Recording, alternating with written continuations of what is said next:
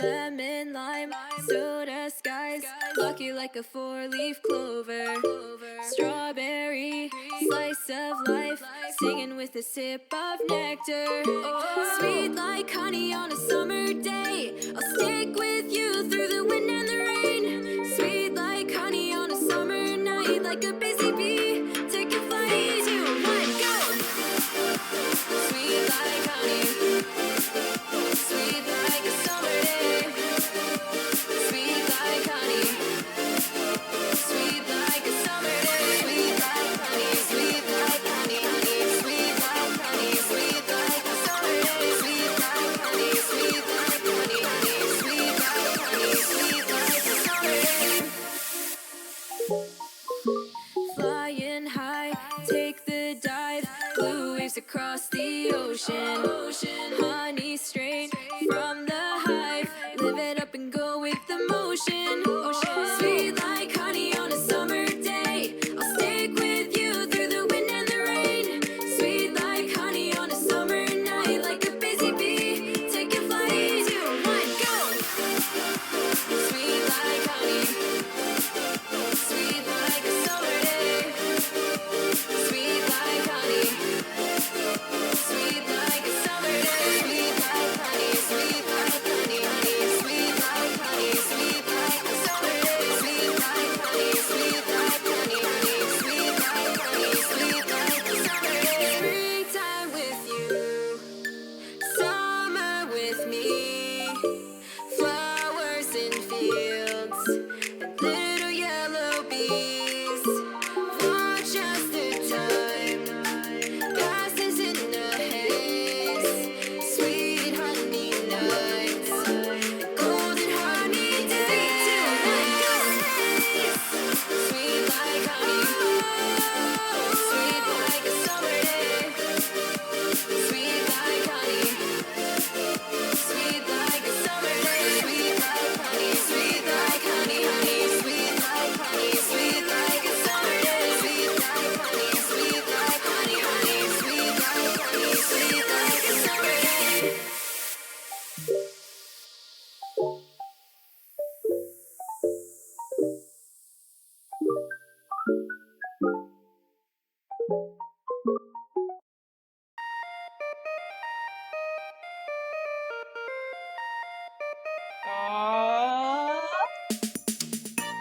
Yeah! Hello, everybody!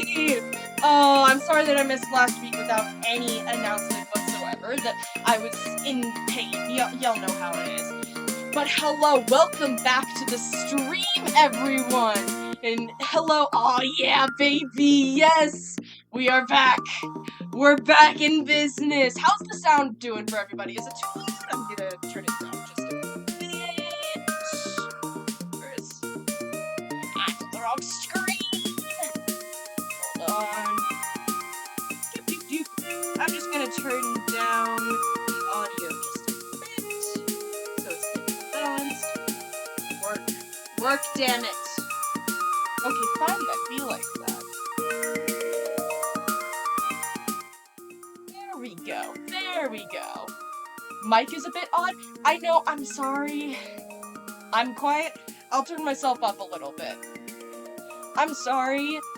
Literally right as I was about to his stream, like, mic is as loud as it will go right now, but literally right as I was about to stream, I plugged in my headset and was like, alright, let's do this last minute test, and my mic and headset isn't working or registering as a headset or even a pair of headphones, so I'm having to go without them this stream. So the mic is a little bit iffy this time. It's more like the Derby cookie mic quality, but worse acoustics, because we're in a room with, shitty window AC. Alright, but is it okay right now? With the music turned down more, and me as loud as I can go? Is that a little bit better? Music is really loud still? Okay. I'll try... Get it... God damn it, this is not... Everything's like that? Oh. Where is the problem? What the fuck is the problem there?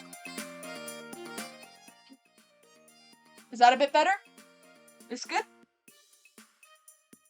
It's good? Alright. I will take y'all's word for it. Awesome! I can barely hear the music now, but it's fine. It's fine. It's more important that y'all's experience is good. Alright. Welcome back. A quick roll call. I can see we got Toast and Ann in the chat today. Good to see you all. How is your day going? How's your days going? Because I know mine is going good because we got Art Fight. And this is like easily one of the best things I've drawn in a while. Just tested my pen, make sure it works. Alright, good to know it's good. Good to know it is good. Hello! Ugh, it is Art Fight season. I hate prepping for Art Fight because I have not drawn any of my OCs in like 5 years. But I love participating in Art Fight because I get to draw other people's cool OCs. I just kind of put my Sona on the Art Fight website. It's fine. It's fine. It's all good. People can draw me. People can draw the Bone Man. I'm on vacation? Nice! That's awesome! I'm gonna be going on vacation soon. As in, like, 2 days soon. There's ants everywhere and I have... Where is this? There's ants everywhere and I have no idea where they came from. Also, you should self-promo on Jom. Okay. I'll go ahead and self-promo on Jom. I'll go ahead and go over there real quickly. But isn't that the nature of ants, is they just kind of appear from the ether between realms, and that's how they kind of show up? Ants are always like that. Every year the bugs this year have been really weird. Everything has been weird this year where I live, because for some reason everything has been just super, super late. Just super late. Like, the ants haven't come, the June bugs, the mayflies, nothing has come. All the flowers are not blooming in the right season. It's all super weird. Said I should promo again. I'm continuing the one in art rips on stream right now. Twitch.tv/ There we go.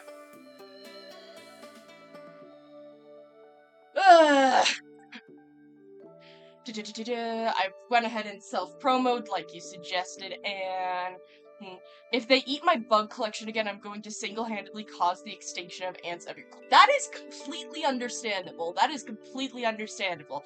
I have a collection of dead things.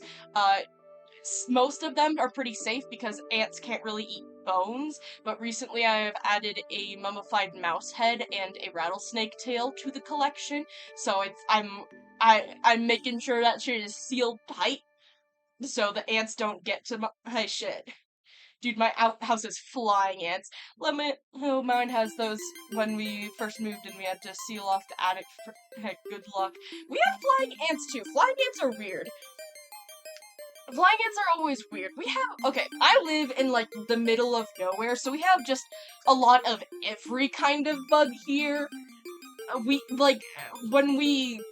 it's summer, we have to close the screen door at the very least, because if we don't, then our house will be infested with beetles, and when we do close the screen door, they still get in anyways, and the door is, like, covered in beetles from the outside, like, trying to get in with the class door. Let me in! Let me in! But it's a little bit better. But yeah, we have those flying ants. Honestly, I think the flying ants are kind of cool at my house because every year, except this year because it's weird, every year we get to see all of the ants fly out of the anthill at once, and it's a super cool thing. But I can also understand how that would be annoying, and if you don't, like, have at least a neutral appreciation of ants, then it's a horrible thing because you're just watching all of these little critters that are just gonna be everywhere and get in your fucking honey. That reminds me though, if you guys have trouble with ants in like specific places, like they always come through in one spot, or they're always getting into your honey, cinnamon. Ants fucking hate cinnamon. There's like an ant season that lasts 2 weeks and then it's fine, but still, ant not swarms. But seriously, trust me when I say cinnamon. Ants fucking hate cinnamon, and it smells way better and is way healthier for you than like normal insecticides. I have literally done it before where to test it, I like found an ant and trapped it in a circle of cinnamon, and the ant will literally die before it crosses the cinnamon. It's like putting it, it's like putting salt around a fairy or some shit. It's actually insane shit. Cinnamon. Use cinnamon. Weaponize cinnamon against your ants. But it's art fight time. If you go ahead and type in !attack in the chat, then it will tell you that this character is by the wonderful Legos on Artfight and Giraffe Legos on pretty much every other social media. This character is named Entity. And that is who we're drawing today. Artfight, this is my first year technically officially participating in Artfight. Every other year has been like, kind of was on the website. I don't like ants. They like my house and there's always one on my bed. I'll just throw cinnamon on my bed. It's not a bad idea, honestly. Just sleep in a bed of cinnamon. Throw a little cinnamon down. Gotta spice yourself up for bed. This is technically my first year participating in Artfight, like, officially and actually doing attacks and not just kind of idly being a spectator on the website and being like, gee golly, I sure wish I didn't burn myself out last month from projects. This is like the best drawing I've seen from you. It's so good. I love the hair. Thank you so much. I am so insanely proud of this drawing. The entire time I was doing it, I was like foaming at the mouth and like barking and randomly just giving out the most insane gremlin laughs because it's so good. It's so insanely good. Why is my... Okay. This is weird. Let me just... The full screen is glitching. So I need to... Let me adjust it! Let me adjust! Is that better? No, it's cutting off the very edge.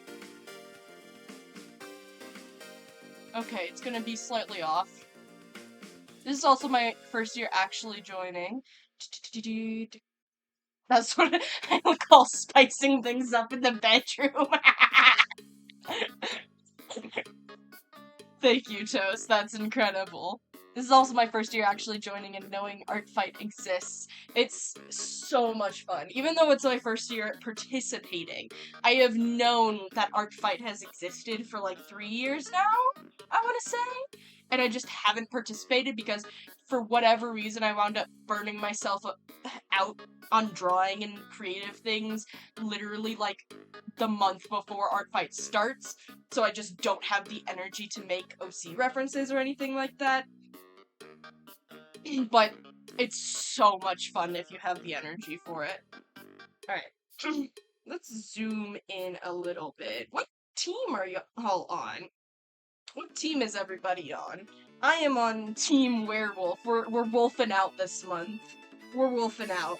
It's like, the funny thing about Artfight this year is that the thing is that 90% of the people on either side it's gonna be like the furries versus the not furries, which is gonna be really funny because of the stereotype of furries don't know how to draw human faces, and non-furry artists don't know how to draw animals. So it's just gonna be people struggling outside of their comfort zone, or finding the niche character of each other's that is something they can actually draw, which I just think is really funny. But yes, I am wolfing out this year. I am constantly gonna say that because it's just funny to say, I'm wolfing out.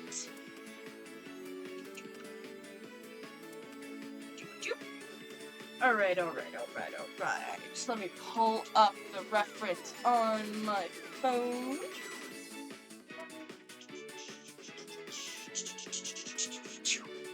I want to be on vampires, but I was put on werewolves. You should be able to, change your team at whatever point. I don't know how, because again, this is my first year technically actually doing ArtFight, but you should be able to find on the website, where you can switch teams. It should be in, like, the FAQ or something. I got put on the correct team, werewolves, which is perfect because of the whole Professor Yif thing. Oh my god. Not Professor Yif.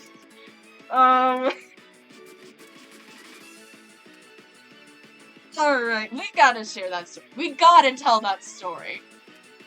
I don't know how I tried so hard. I'm sorry, Anne. It's okay. If you don't care too much, you can still do friendly fire. So don't worry about it. But we gotta tell that story, Toast. Okay. So context behind Toast being Professor Yif is... This story is so fucking unhinged. A couple of months ago, I was working on a little AU of mine that I'm still working on. It's still on the back burner. That's a Biduo werewolf AU. And in the process of this, I was rambling about it to Mod Toast, and it got to a point where I was like, oh, I'm realizing that all of my... Anytime I write werewolves, it is totally trans-coded, and just delved full in, dived into the trans werewolf conspiracy theory. All werewolves are trans, and we can prove it. But the wonderful thing about this is that this inspired Toast to write his magnum opus. It's my magnum opus, yes. To write his magnum opus. And that is a college essay about why all werewolves are queer. And just checking again, and I asked previously, but it is okay for me to talk about and, like, share the full thing on stream, right, Toast? It's such a fascinating thing. OMG, I never heard of that theory. So, the way that it came up with it when I was talking about it is that it's a joke that I like to say, that helps pretty much all the trans guys that I know with Shark Week dysphoria. Because werewolves are obviously, like, one of the most masculine kind of, popular monsters that exist to date. But at the same time, there is something that werewolves have in common with pre-transition trans men. And that is, once a month, in line with the lunar cycle, waking up covered in blood, insanely sore, insanely irritable, ready to bite someone's head off if they say the wrong thing, and having the weirdest fucking cravings on Earth. All trans guys who have to menstruate are wolfing out. That is where my theory comes in. That is where my joke comes in that says that werewolves are all trans. But then there's also other elements of it too that joke kind of got me thinking about, and this whole thing inspired, obviously, Toast's 100% greatest achievement, as he proclaims proudly. I'm gonna pull it up, so I'm just gonna leave the art on screen. Oops. It's also in the wrong screen.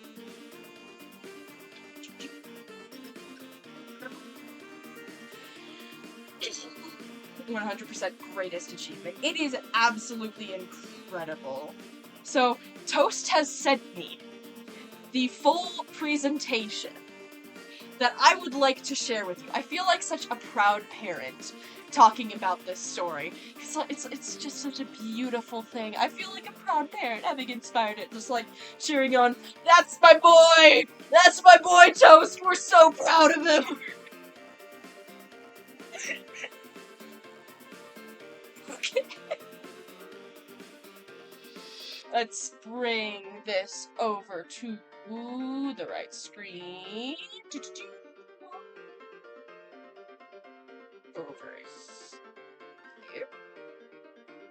And then on this side, the research proposal.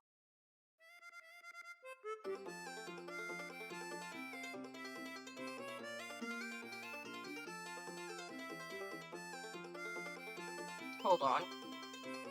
That theory is really smart. It is very smart. It's so intelligent. Why is this not working? This is going insanely slow. Okay. Fine then. We're just gonna do the slideshow. I'll read out the research proposal first. I'm gonna read out the research proposal first, and I'm gonna try to do it I'm gonna do my best to do it justice. Because this is an award-winning paper, I will have you know. That, I think, is the best part of the story, is that not only did Toast write a research paper on why werewolves are gay, that included the Omegaverse as part of this research discussion, but also the fact that it won a fucking award. I really do. This is why we call Toast Professor Yip. Because, technically speaking, Toast is the resident, expert on the Omegaverse and werewolves at his college. I ended up presenting it at the student showcase in front of members of my college's faculty, as well as my professor, who had no clue what I was talking about, but still liked it. See, that is incredible. This is why we are so proud of Toast. Let me drink some tea.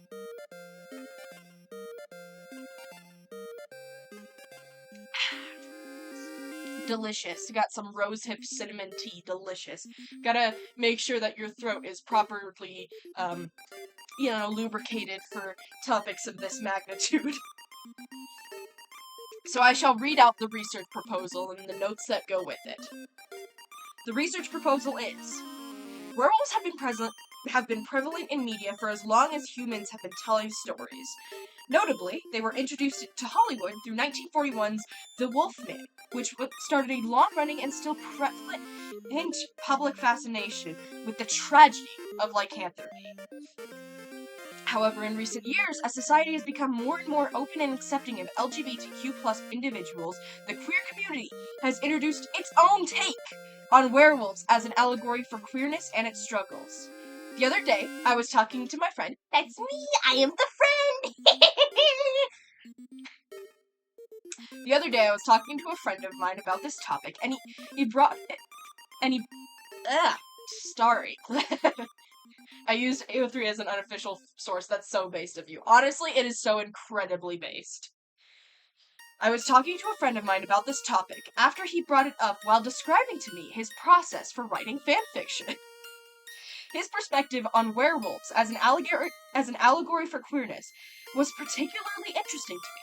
He cited the idea of transness and the feeling like one's a stranger in their own body, as well as lycanthropy being a reason that one may be outcast from society. It is for reasons such as this that werewolves are such a prevalent monster among the queer community. Indeed, the werewolf seems an obvious choice for a queer monster with its identity-disrupting hybridity, as well as its atavistic and thus disallowable sexuality. Eliot. The use of fanfiction as an inherently queer medium of storytelling, therefore, can be seen as an obvious choice for the depictions of werewolves in a queer context.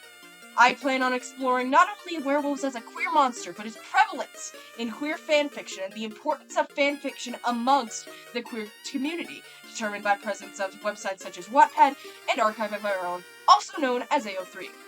Lycanthropy is an integral part of queer culture, and it is an allegory for the queerness experience, as well as its ideas involving the nature of humanity being intriguing and thought-provoking, providing similar ideas of acceptance as the existence of queer people.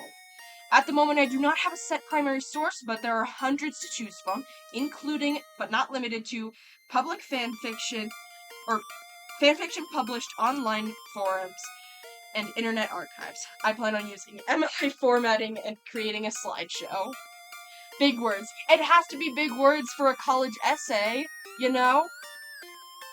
Point is, the dogs are gay. Notes. Possible primary source: An American Werewolf in London, maybe some fanfiction. While only using fanfiction as a primary source may not be a good idea, it doesn't mean I shouldn't include it at all.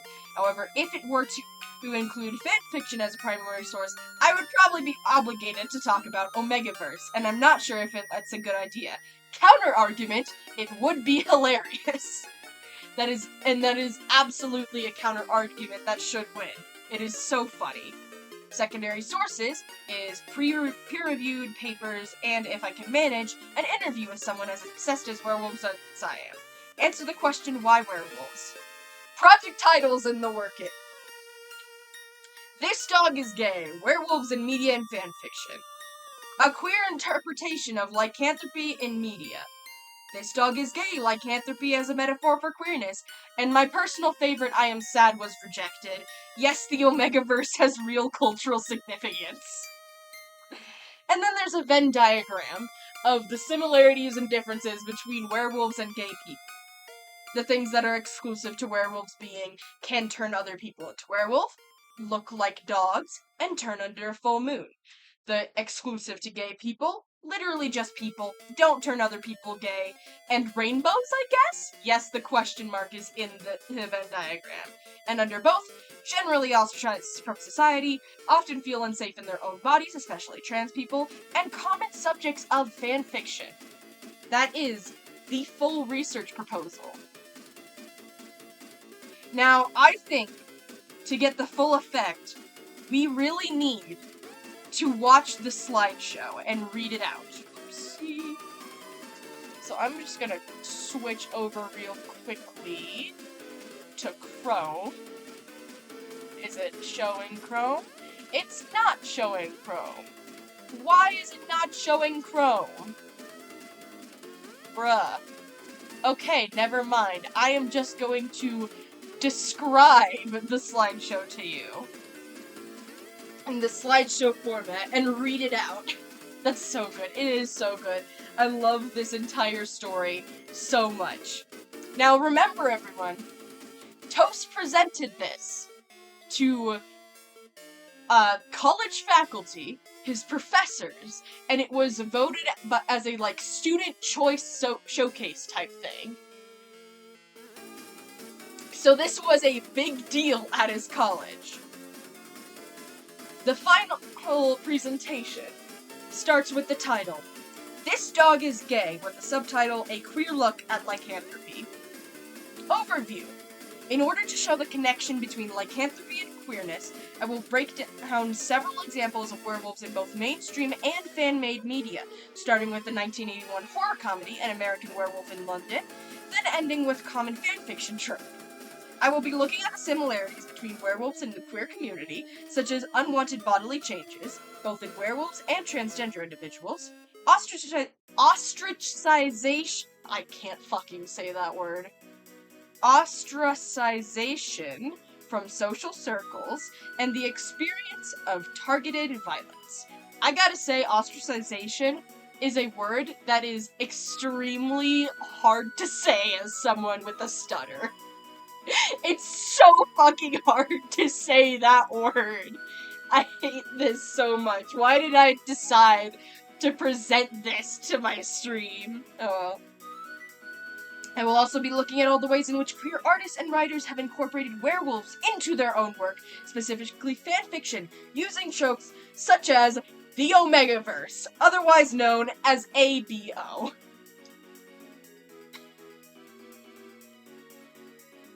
And of course we have, as the second part of the overview, I also have a stutter. It's so hard to do this shit with a stutter. Alright, we have the overview part 2, that is a repeat of the Venn diagram acknowledged in the research proposal, with the 2 circles, one being werewolves, that is, and one being queer, and then the similarities are outcast, often feel unsafe in their own body, common subject to fanfiction. We went over this already. You're doing great. There it is, baby! There it is, baby! Alright. Gotta take another sip of the tea.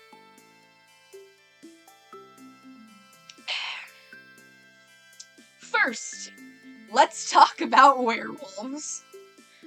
We all know what werewolves are. While depictions of them may vary, one thing remains a constant. They're human until they're not. They're viewed as monsters, turning other people into monsters. Similar to the idea behind much of today's anti-gay rhetoric, especially in politics. It's no surprise then that the queer community has claimed werewolves as one of our own. We incorporate them into art and write them into our stories, especially fanfiction, in ways that focus on the empathetic, more human side of lycanthropy.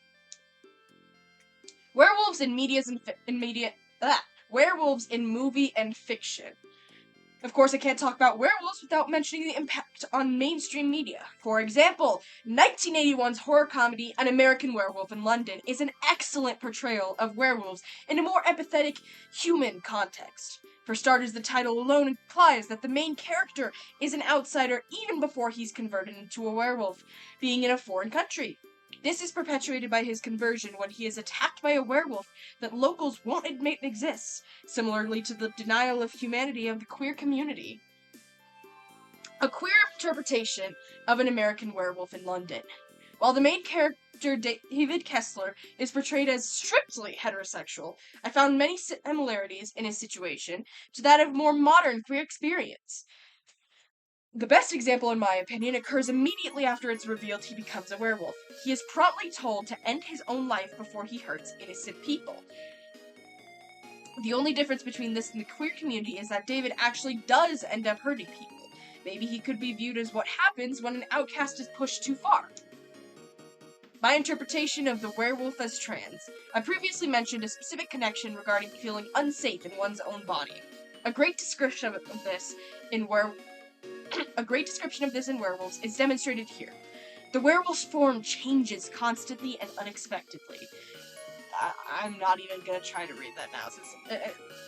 Bernhardt's house. Yeah, that's a name. So much for stutters. These constant, unexpected changes can be compared to the changes of the human body. The onset of gender dysphoria is also associated with these changes. It's not hard to imagine those afflicted with lycanthropy feel lost or unsafe in their own bodies, much like those struggling with gender dysphoria. Ostracization among lycanthropes. Werewolves, thus, are a much greater threat to any enduring sense of identity, even for those who might be queer identified. They can be queers amongst the queers. The same name as before. This idea of queers amongst the queers interests me. It demonstrates not only the experience of the queer community as an outcast, but the experience of werewolves as an outcast, even among their own communities. How is any of this related to fanfiction? It's an embracing born out of a number of factors affecting the discourse of fantasy fandoms, particularly those surrounding werewolf media. Elliot. Queer writers have seen potential provided by werewolves, turning these queers amongst queers into fanfiction protagonists. A great example of the internet's collective fascination with the wolves would be the Omegaverse, which is a fanfiction trope based on the long-since debunked theory of dynamics in wolf packs, which involved an alpha leader of the pack, as well as betas and omegas below it. How is any of this related? Or, that's still the same thing. And then we have some examples. Image 1. a fanfiction titled as it would appear on an AO3 dashboard with relevant tags highlighted. The tags, the fanfiction being Given and Denied by Trivial Crow, tags highlighted being Alpha Dick Grayson, Alpha Beta Omegaverse, Alpha Beta Omega Dynamics, and Intersex Omegas. And then there are other images 2 through 7 are examples of tags not included in the first image, all taken from other examples of fanfiction. Obviously, character names vary and have nothing to do with the tags themselves, only working to specify which character gets which role. I'm not gonna read some of these, because they are, you know what the common Omegaverse tropes are. You guys know what Omegaverse is. But just know that an image of the tag in bold nodding was put on a college essay that was presented to toast superiors, their professors, the faculty of the college, all of these things, and got an award for it. Got a fucking award for this shit. Extra note, this information is based only on my own knowledge and experience with fanfiction and Omegaverse. As far as I know, there are no official sources regarding this topic. Oh, that is something that I can talk about, because technically speaking, there was an entire Omegaverse lawsuit about some author who decided that she was the inventor of straight Omegaverse. And when another author wrote straight Omegaverse in a published work, she sued them for plagiarism. It was a totally bullshit lawsuit, but it's so funny. Please, if you guys are curious, I believe that Sarah Zed has not one but 2 video essays on this, because the same author went and responded to the first video by threatening Sarah Zed with another lawsuit for slander for reporting the facts of the lawsuit. It is my favorite hyper niche subgenre of video essay, a video essay series, where the first part is dedicated to analyzing and talking about the facts of a weird topic, and then the second part is the video essay writer's response to the author of the original analyzed media's response to the video, where they tried to sue them for slander. It is if I had a nickel for every time that kind of video series happened, I would have 2 nickels. One for Omegaverse and one for Homestuck, and it's fucking weird that it happened twice, but I'm so happy that it did, because it's so funny. Alright. Continuing with the essay, or presentation. So why does any of this matter? Gotta get money somehow. My run regret is not including the lawsuit in this project. It would have been so funny. I wish that you were able to include it. Giggling like an idiot while making that slide. Alright, so why does all of this matter? With an increased push for queer representation in media, many people resort to writing their own stories in order to see what they want to see represented. The internet is inspiring a new generation of talented writers, and it has paid off. Queer media is creeping into the mainstream and receiving massive amounts of attention. We've taken werewolves, something previously seen as entirely monstrous, and turned them into sympathetic creatures with their own thoughts and feelings, all because we saw them and said, man, that's relatable. I'm sorry, but all of this, professional college talk, and then just, man, that's relatable right there. What I'm really trying to say here is that the internet may not have always been a safe place for you if you're a minority, but that doesn't mean you can't carve out your own place in it. And then it's the works-cited page. Everyone give a wonderful round of applause for Toast's magnum opus. It is truly something to behold. Absolutely. One thing is, I wish you could have been able to include things like Teen Wolf in the essay, because I really think that I've never seen Teen Wolf, but just looking at the like online presence of Teen Wolf, I have to say it seems like it would very much fit in the essay. But overall, it's incredible. I'm a proud parent. That's my boy right there.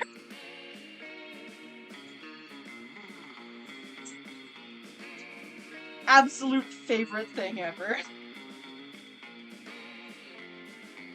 I used to love Teen Wolf, yeah. Do you think it would have a place within that essay? Alright, I gotta get another sip of tea.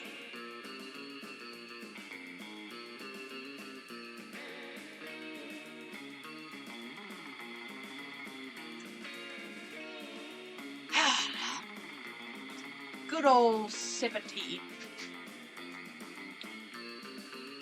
Truly, that essay is absolutely something to behold. It is absolutely incredible. I love everything about it. Thank you, Toast, for writing your magnum opus, thus permanently solidifying you as Professor Yif. I will never be over that nickname for you. I have a doctorate in Yif, truly an expert in your field.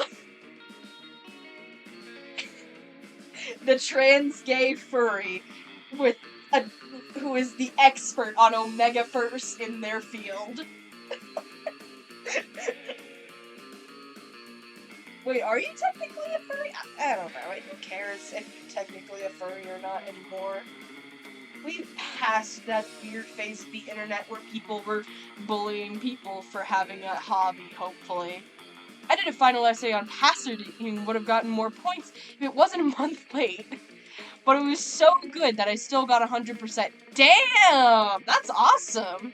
The fact that it basically waived the late penalty because it was so good, that is incredible. I still have it, hiccups in the middle of talking. I still haven't read Pasadena because, I am mentally unstable, and I know that it is a tragic thing that everyone bawls their eyes out. Labels don't matter. I have a persona, and that's where it starts and ends. Understandable. Understandable. Well, it's not really where it starts and ends, since, you know, we just read an entire essay that proves that the persona is not where it starts and ends. Professor Yif. Dude, it was so good, I cried.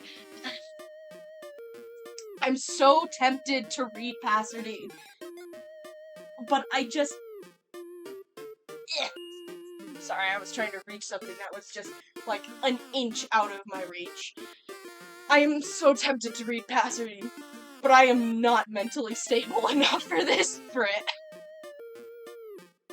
I will never read Pasadena. I enjoy being happy. Exactly. That's kind of my approach. Maybe one day, if I am mentally stable and have access to steady therapy that is proven effective for me.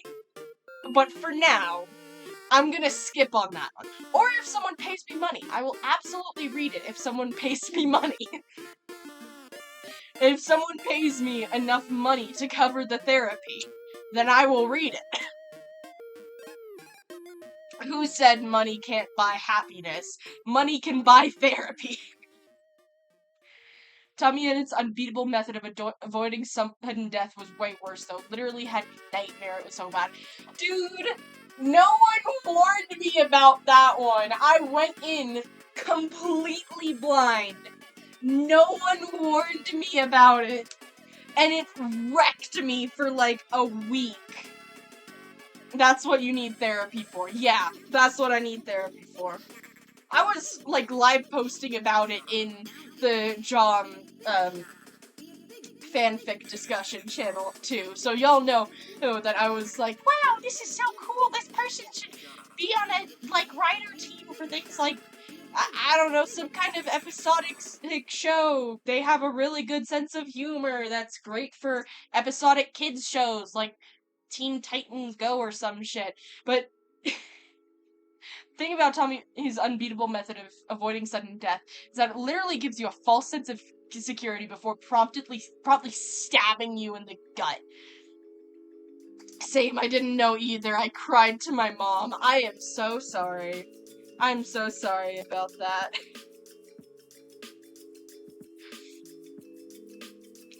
No one gave me any warning at all, so I was just whoop-ha.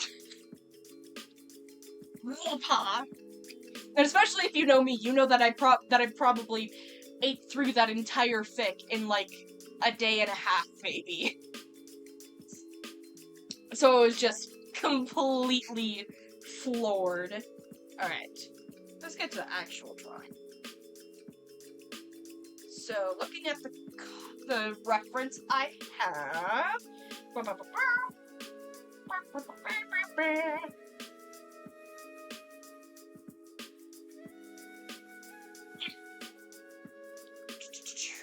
Alright, so reference I have. This character has blue and black for most of the color scheme, and then like accents of the red and yellow. Red section, the lungs are red. The ribs, there's a section that are yellow, but I just did the whole thing yellow because I felt like it. Well, if you read that one, then pass. If you read that one, then pass me. Isn't that bad? Well, yeah, but that's like saying if you've been shot, then getting stabbed isn't so bad. Like, that doesn't mean I want to repeat the process. I've read Tumsad in 1 day. I think that I might have as well. Maybe 2 days. Maybe 2 days. Ugh.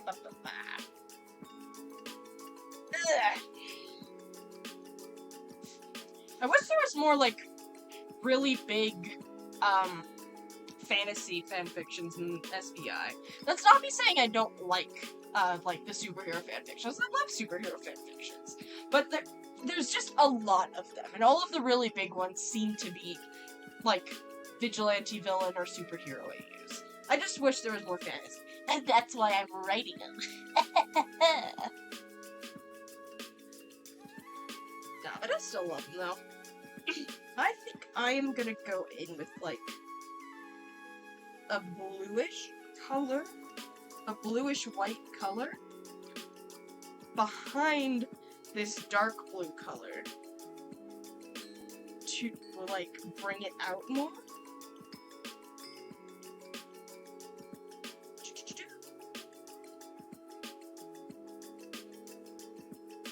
What do we think? Is that good? I think a little bit more white. I listened to an audiobook of Passivity. Wait, there's an official audiobook? Nope. I value my mental health. We're not reading Passivity. Not happening.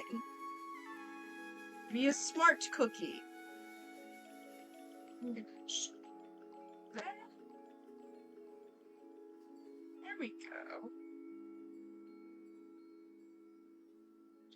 There we go. I think that... And I think that color will also go good for the more whitish, silvery colors. The clothes. Oh,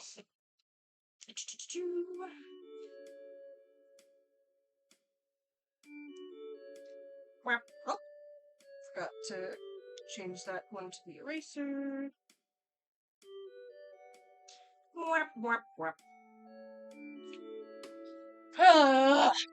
It's so fucking hot. I am not looking to... I told you guys that I'm going on a trip next week, right? I'm going on a trip next week. Actually, not next week, but in like 2 days. And it's gonna be so fucking hot. I'm gonna scream. I'm gonna cry. Okay. I am going into the city, and it's a very hot place in the desert, in the city. I love vigilante AUs, just wish there were more than Tommy-centric ones, like eating the same meal but with different spices. I love them. That is a really good point. I think that there should be absolutely be more centric of other characters too. Like, I get it, Tommy makes a really good fanfiction and main character, but also, imagine, like, a Wilbur-centric Spider-Man AU with Phil as Uncle Ben. That could be really good, or even reverse it, of things like that. There's so many different things. Nikki, oh my god. We need more Nikki-centric fics in general. Just more Nikki-centric fics at all. We need more of them. There is not enough. I, like, look for recommendations for Nikki-centric fics, and they're like, well, you can maybe have this one that's kind of Nikki-centric. But it's like, and then there's other ones that are like, oh, there's this one that's a big one that has Nikki as one of the kind of main characters, but the actual main focus is SBI, so she's in like a third of the fanfiction. And it's like, we need more Nikki. We need more Nikki content. We need more Nikki fanfiction at large. This is my petition. Like, I get it. I love SBIs as much as the next person, but we need more than just Nikki one-shots. Because there is only one-shots. You're absolutely right, Anne.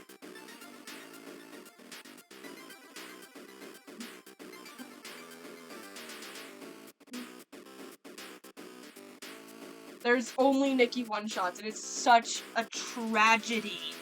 A tragedy, I tell you.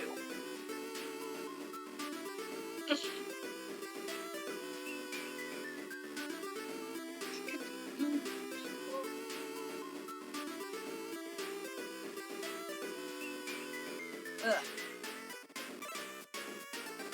Oh yeah, but I'm gonna be out of town.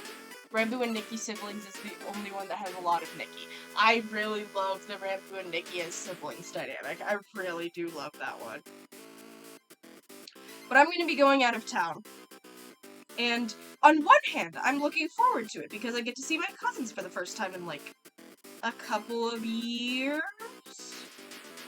Yeah, a couple of years. It's been a while since I've seen and talked to my cousins. But on the other hand, I'm dreading it because I looked at the weather today for the week that I'm gonna be in town. Not once does it drop out of the hundreds. The hundreds in Fahrenheit. In fact, the lowest projected temperature the entire week I am in the city is 109 degrees Fahrenheit. And for my non-American friends, 109 degrees Fahrenheit is 43 degrees Celsius. Let that sink in for a moment. That is the low temperature. That is the low range. I'm gonna fucking die. Oh, this fucking state is, I swear to God, it's the devil's chapped asshole. I hate it here so much. I hate it.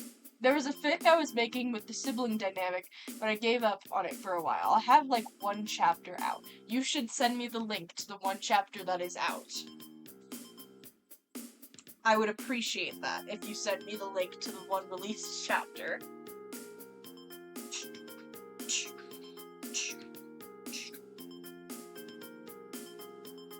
Alright.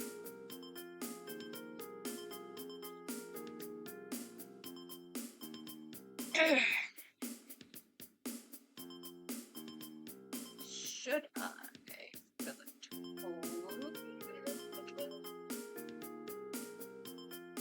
I think I'm gonna do that, yeah.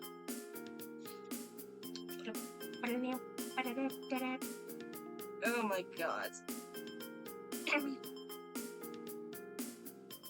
I hate the weather. I hate the sun. The sun is a deadly laser. And it hates me specifically.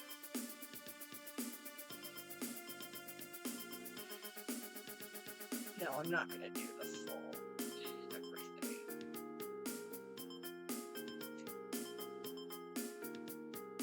Alright.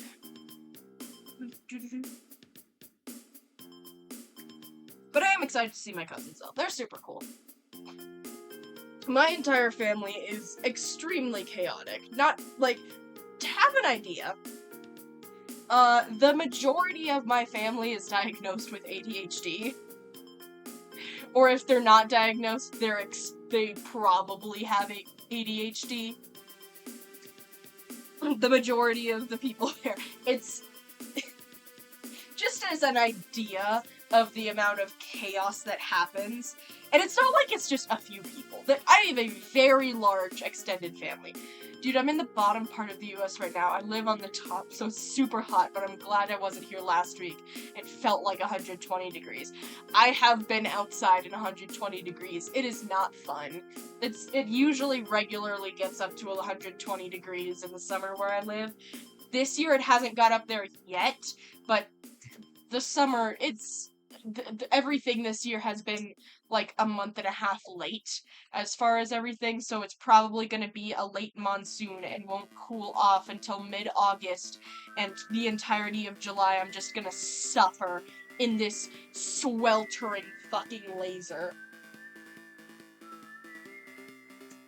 I sat outside in the sun for like 30 minutes the other day, and my leg, not even fully in the sun, like everything but my legs were in the shade, and my legs were so incredibly sunburned, they are still peeling. And this was like a week and a half ago. They are still peeling to this day. Like a fucking snake skin. It's awful.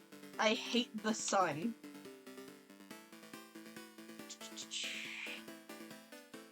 My fam is also very neurodivergent, and me and my siblings just do the same vocal stems at each other, and it's so fun. That's incredible.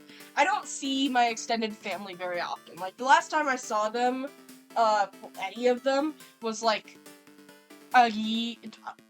more than a year ago. I want to say 2 years ago. Could have even been more than 2 years ago, like 2 years and a couple of months ago. So I don't think we're around each other often enough to pick up each other's vocal stems, but I do know what that's like from a household of neurodivergent kids when I was living with my roommates. Dude, I also have sunburns. I went to a pool party 2 days ago. I have a sunburn on my scalp. Ooh, those suck. Those fucking suck. The scalp burns. Ooh. But we're the kind of neurodivergent around each other. And when we are around each other, it's for like a week straight. And it ends up being like 1 minute we are discussing the pros and cons of anarcho-communism and the redistribution of billionaire wealth. And then the next minute, someone found a stick on the ground. So we're gonna and this stick is like 20 feet long, so we're gonna have a jousting competition. At one of my cousin's weddings, I was in I guess it would be I guess I would have been one of the bridesmen? It was a lesbian wedding, it was a gay wedding, so it was like, not split up into genders in the wedding party, but like, you know what I mean, one of the bridesmen. So, and my cousin put me specifically on duty of, I shit you not, the specific task I was put on duty for was to make sure no one finds a way to get on the roof. That was my specific duty, to make sure none of my cousins found a way to climb on the roof, because this was an overly fancy place, and they were going to break something if they found a way on the roof. And this is the kind of place that would have charged you like $500 if you broke a small branch off of a tree. That was a specific thing. My sibling stems are just saying hello very loud in their raspy voice. We just talk British to each other. It's really funny, because we all just naturally do it. That's incredible. That's amazing. one of my best friends has struggled recently because the stim that has come up is, wah, wah, which, on its own, isn't that bad of a stim. Wah, wah. But the problem is, where it comes from, is that one stupid Fox News clip where they're talking about, like, the, like, border control shit, and they're like, this kid, this disabled 11-year-old was locked up away from her family, and then fucking Tucker Carlson just goes, wah, wah. And the guy responds, did you just womp womp to that? So my friend has been struggling because it's become a vocal stim, because it was just so insane of a clip. Oh, I know that one. It's so insane, and it's so funny that it's become it's become a stim. Like, it's just a regular thing, and upon finding this out, his husband has accidentally developed the response stim of, did you just womp womp to that? In the same voice as the guy on the show. It's crazy shit. Okay. I think I'm gonna tone this down a little bit, actually. Like, there. Control shift. And a little bit better, I think so. Not quite as eye-bleedy, I think. I think that's a little bit better. Alright.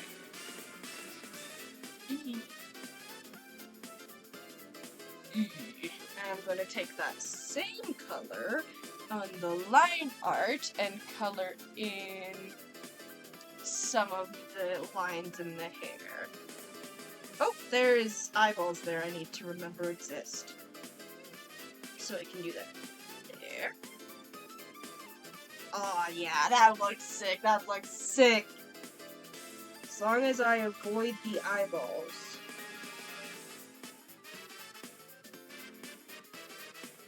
No whiting the balls here.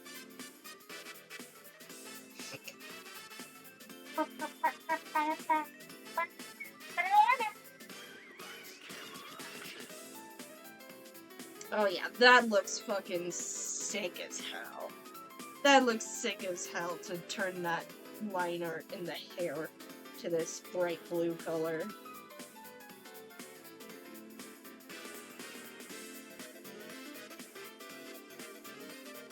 Let me do that.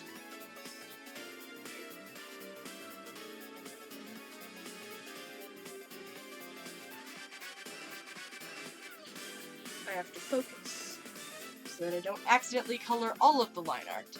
Anyways, I'm gonna send you the link to my fic. I don't know if you read it once. And also, the audiobook of Passaging. You keep tempting me. You're the little demon on my shoulder is trying to send me into a mental hospital. Everyone cancel it for trying to put me. Don't actually. I can't believe you're trying to put me in the mental hospital. I don't know why I did that voice in that. But you cannot tempt me, sorcerer. I don't know. I have to focus on this line art coloring so that I don't go like that again. Because that looks fucking ugly.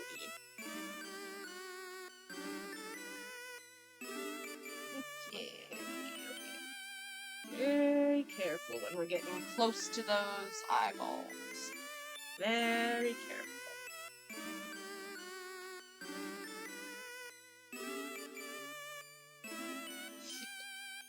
Very nice, very nice.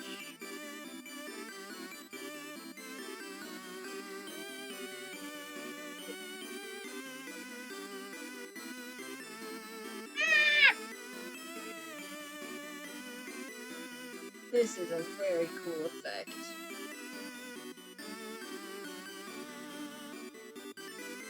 Shit like this is why I like making, like, sketchier kinds of line art. Because I can color it in, and it's part of the thing. Like, look at the texture on that. Look at the texture right there.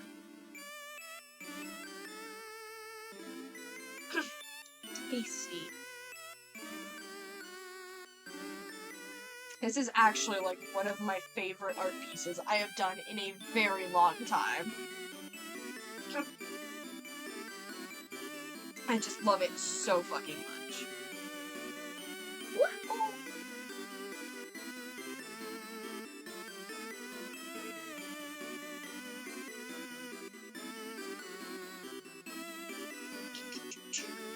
Gotta go. This is one of the most careful parts. Yeah, sure. Because we have the overlapping lines that I don't want colored.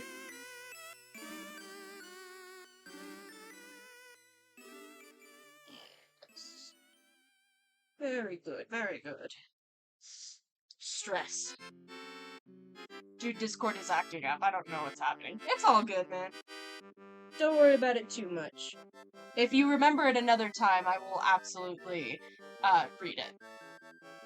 I will absolutely read your fic. The pose is insane. I'm gonna eat it. Yes! That's my challenge for Art Fight this year. So, I'm not gonna let myself do, bus drawings. Everything, I need to practice some kind of cool pose. Like, I'm gonna go to that one TikTok artist who just posts a bunch of, like, pose references for her different, like, funky poses, and I'm gonna try to imitate one of those poses the best I can. Not copying, obviously, because tracing is cringe, and I am too good of an artist to learn anything from tracing. But just, like, use the pose as a reference. I did that with this one. Yeah.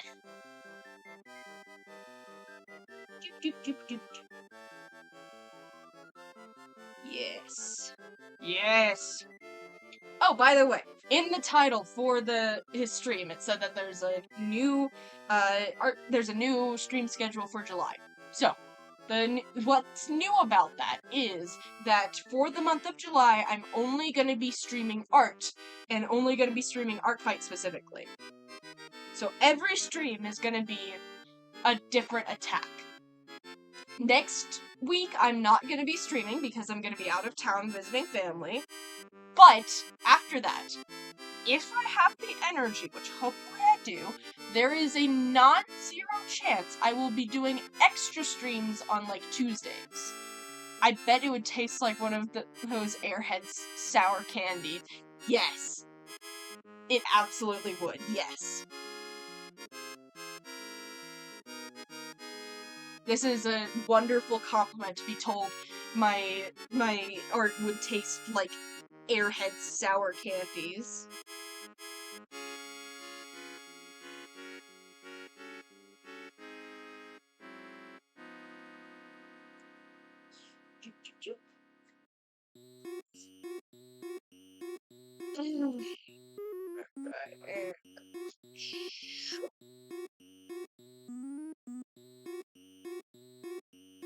I will have to discuss in depth with my mods to see if they would be able to make it to bonus streams, and to see if I even am physically able to do the bonus streams without dying of, like, burnout or whatever the heck is else going on.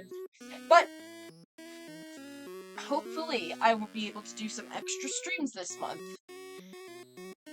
And doing the art streams all month is kind of dual purpose, because on one hand, yes, I want to do Art Fight, but the other hand, there's absolutely no way I'm cooking in that kitchen in the middle of July. I live in the fucking desert. It's hot as balls, and we don't have central AC. The room I stream from has a window unit. So, I deleted Discord and re-downloaded it because I am not gonna be beaten.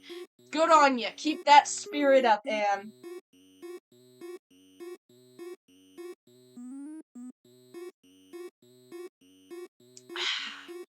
finish off the tea.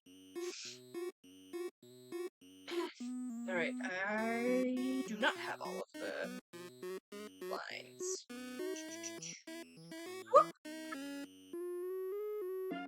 Alright, right here. Gonna do that.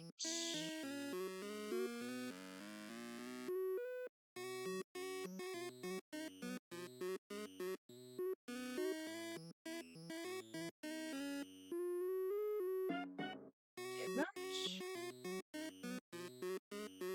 Erase so it's just the hairlines. Don't worry about the cooking streams. It's way too hot for them. Yeah, absolutely. Honestly, the thing is, I'm not worried about disappointing anyone because the art streams are absolutely more popular than the cooking streams. I know that 100%. When I get new people, it is always the art streams that I get new people from. The cooking streams are more just something fun that I do for myself. That entire section just deleted itself. Let's see what's underneath it. I'm just gonna carefully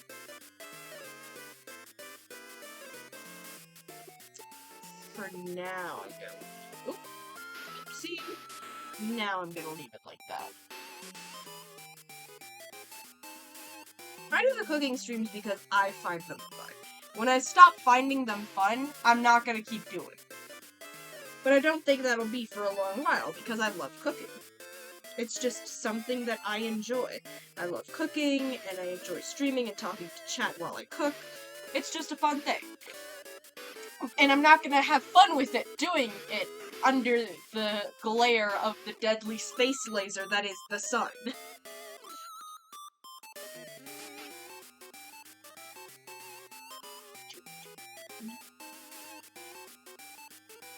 That's what it means when I said a new schedule for July.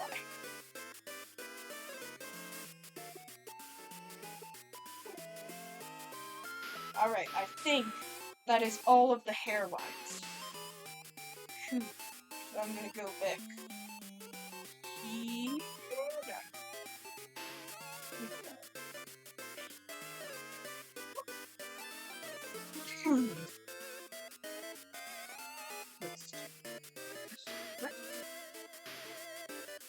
Alright, what is the colors of the thing? It's kind of darker colors, but the artists themselves said don't worry about the color scheme, so actually I'm not gonna worry about the color scheme. But overall, it's like a meandering black and blue. I'm always somehow busy when the cooking streams are on, and I feel bad. Don't even worry about it, dude! Like I said, I do it because it's fun. It's not so- Okay, the art streams, it's something where I do prefer it if there is an active chat, because it makes it to where I can, respond to you guys more easily. But the cooking streams are entirely self-sufficient. And the thing is that, heck, they're gonna be made into videos later on, right? And also on top of that, do not feel bad for missing a stream. You have a life. I am a streamer sitting in my room talking to empty air. I'm just talking to empty air. It's okay for you to miss a stream. It's not the end of the world. You don't have to watch the streams at all, and I just won't mind at all. I will still be here because I find it fun and entertaining to myself to just talk into the air. Never feel bad for missing a stream. Because at the end of the day, streaming is about entertainment, right? When you don't find it entertaining, or you have something better to do, or you have life that is rearing its head of like, hey, come on here, you're not watching the stream today, then that's more important than entertainment. I genuinely do not mind that you miss streams. It's okay. It's all okay, man.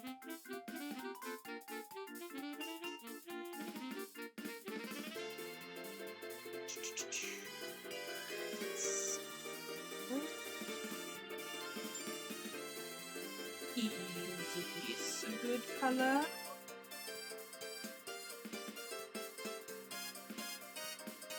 That's a good black stand-in. Yeah.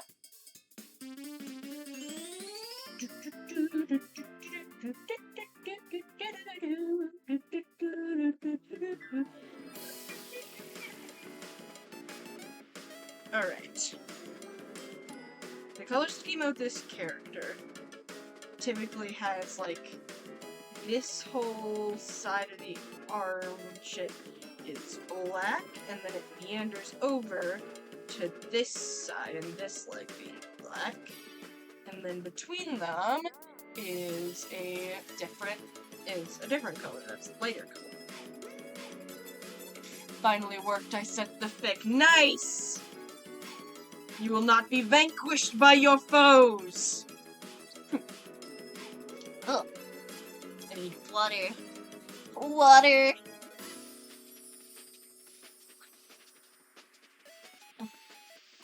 Delicious. I've been obsessed with putting, like, mint and basil and shit in my water lately. It just tastes so damn good. Like, I'm not one of those people who hates the taste of water, so they have to put sugary additives in it to get themselves to not die of dehydration. But I won't complain about water that tastes really good. It's also, like, way more refreshing to put mint into water because, like, it literally just cools you off. Which, as you can imagine, is important under the deadly laser that is the sun.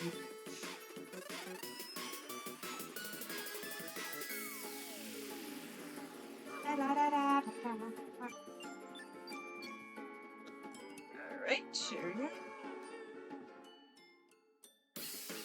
Woo!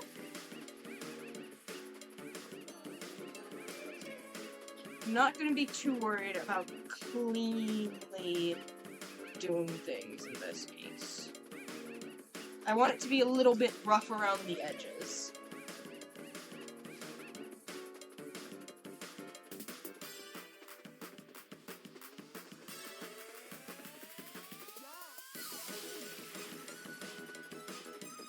Having that.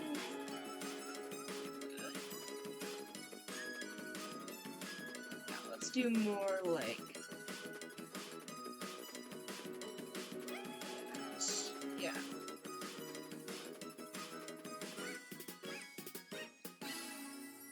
Like that. And kind of blow it like this. Let's have like there.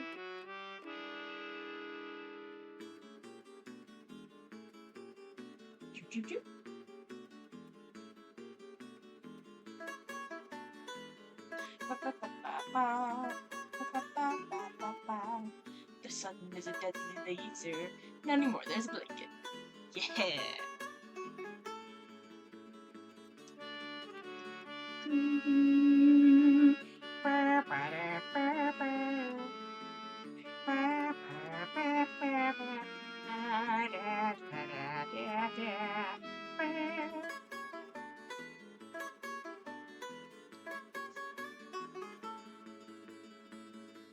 There we go. Nice, nice. I like the music going on. Nice, good, good, good. It's a wonderful track. And I'm gonna do half of this pelvis here.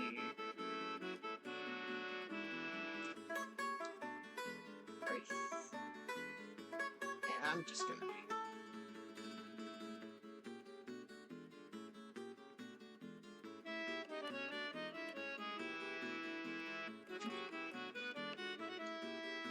I'm really proud of this pelvis. I've never drawn a pelvis before in my entire life. So drawing a pelvis good like this is truly an achievement.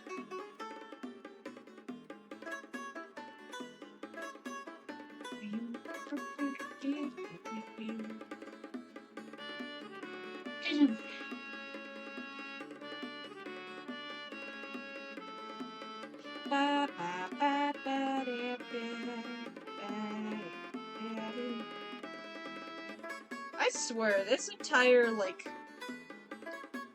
past couple of weeks has been really insane. Like, we're in the weird timeline now. I've seen people say it a lot, that Harambe was the transition to the bad timeline. It was the canon event that led to the bad timeline. The Ocean Gate shenanigans is the shit that is leading us to the weird timeline. Not necessarily a bad or a good timeline, but just weird. Just fucking insane.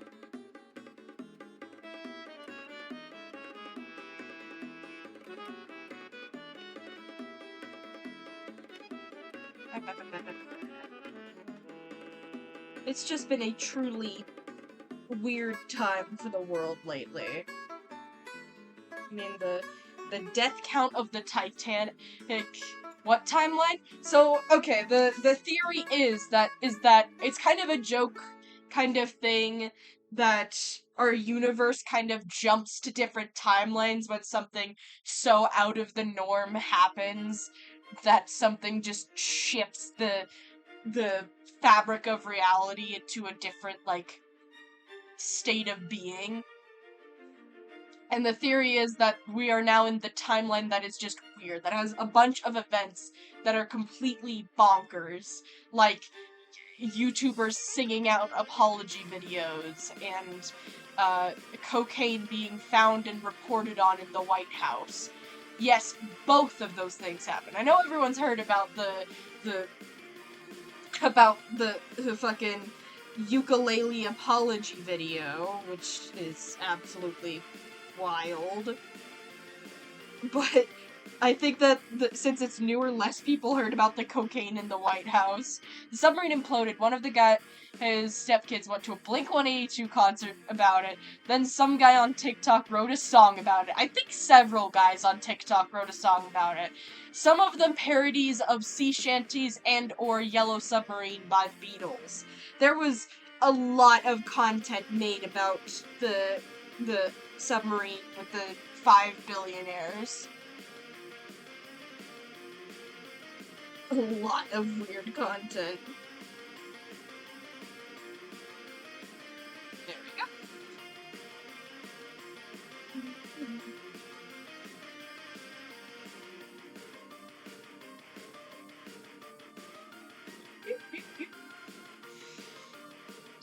Which honestly, I think good for that stepkid of just, oh no, Dad's in trouble.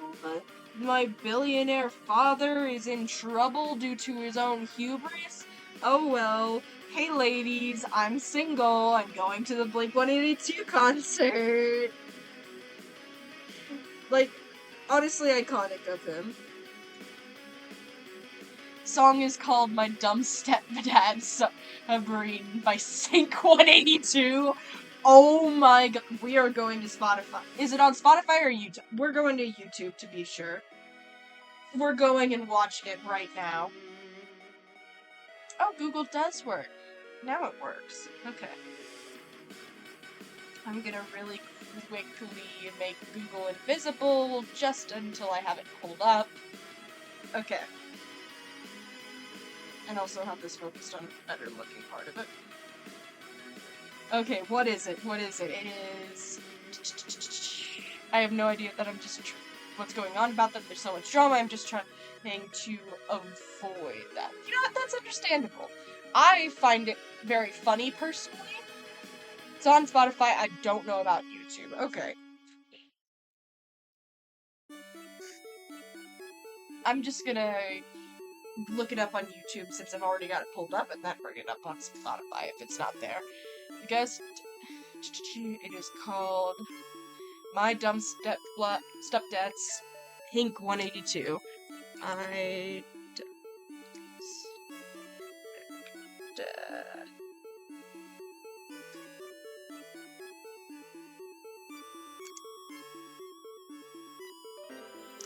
182. That's probably a... Yep, it is there. Alright, guys. Time to pause the Spotify music. And let's bring it back up. It's time for reactions.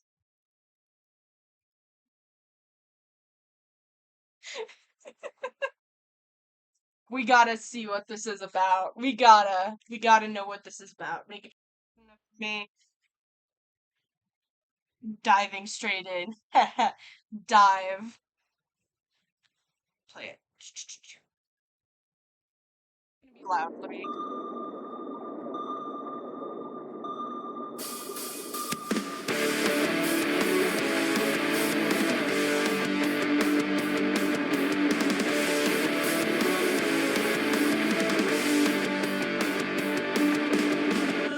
Another stupid day. My favorite DJ ignores me in every way.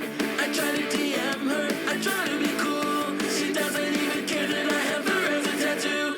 Topping it off, my stepdad's a prick, and he never brings me on any trips. So I went out alone to catch the show, to hear those songs from the radio. Oh, loud. Let me turn it down a bit. But then I see the news. I can't believe it's true. My dumb stepdad's drowning in a submarine. Rocking at the Blake show, I'm gonna get his money. My dumb stepdad's drowning in a submarine. Gonna be a millionaire. This is beautiful.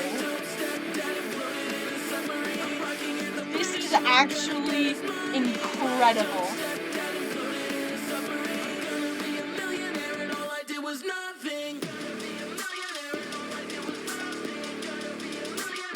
This is absolutely incredible.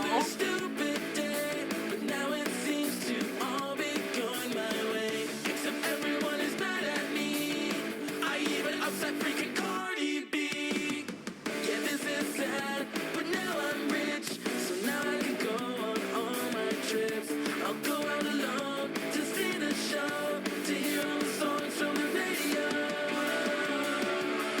This is absolutely incredible. I love this so much. I can't believe it's true.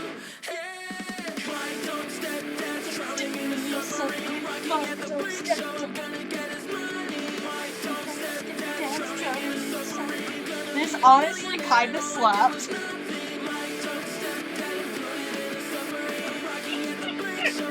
I'm adding this on Spotify right now. I am adding this on Spotify.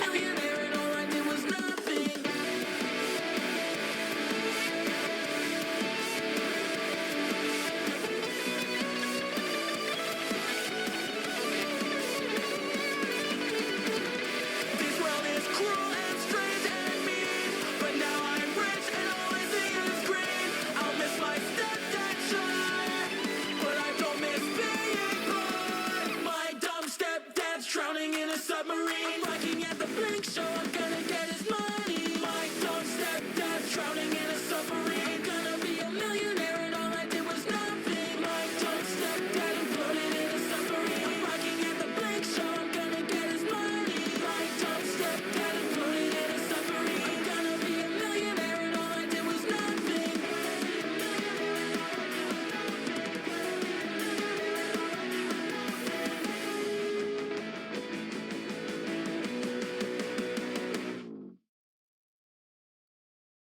That was beautiful.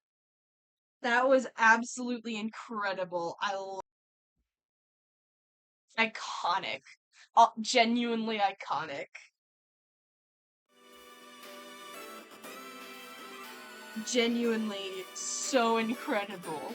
That's gonna be in my head for like days now, up there with Jortstorm.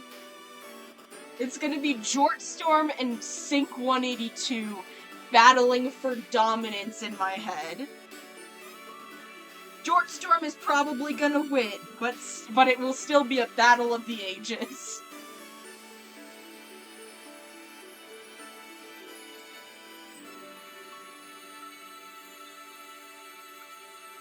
My dumb stepdad's drowning in a submarine. Going to the Blake show, I'm gonna get his money.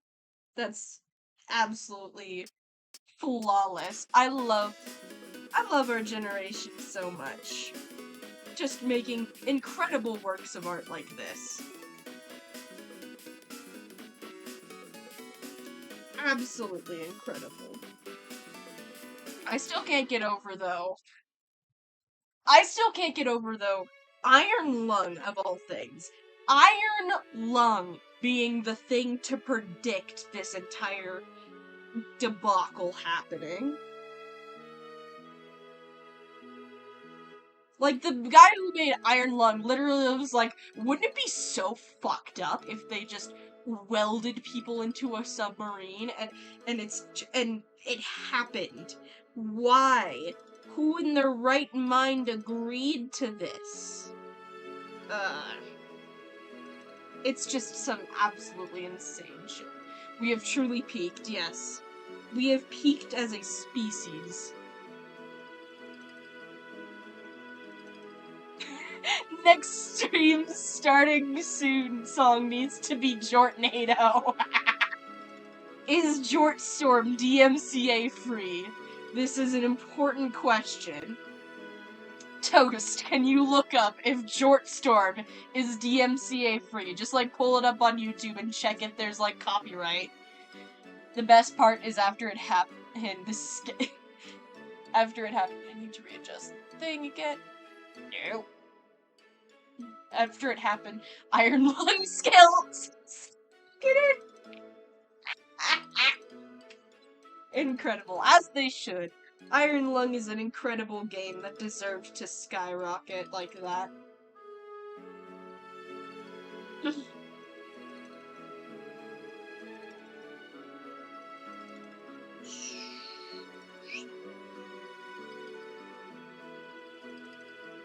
We love Iron Lung.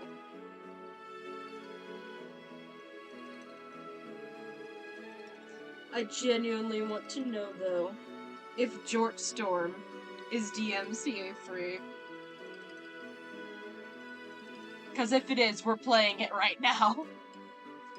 I'm pretty sure it is since so many people played it on stream. I'm gonna do it. I'm gonna find Jortstorm.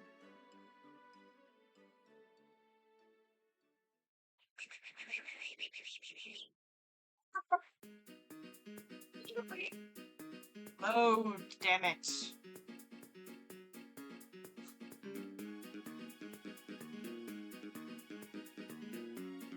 Jortstorm.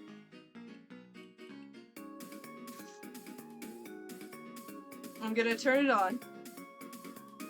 And to be safe, I'm gonna pause it and just check the copyright.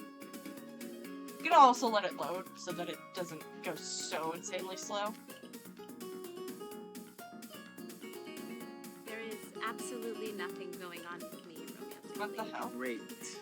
I Anybody paused look at it! this?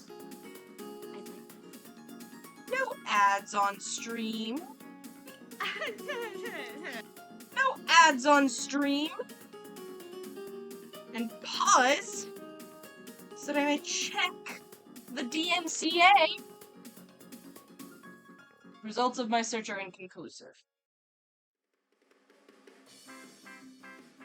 Alright, doesn't look like DMCA.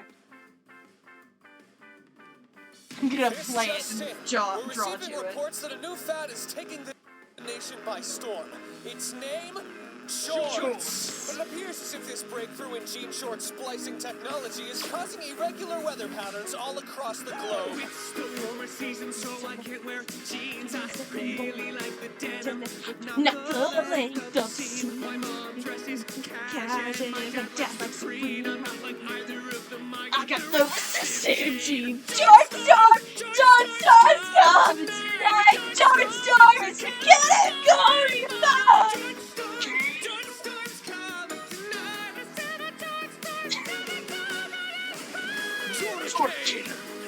Jortnado. Jortnami. Jortquake. Jortruption. I can't take this song seriously.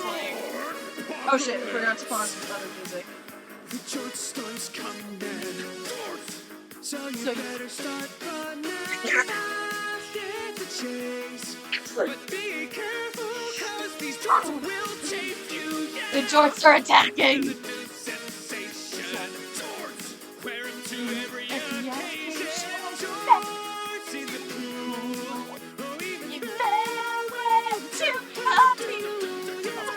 personality is 99% shorts. I got Took a a genetic test, test, but but all my jeans were short. Amazing.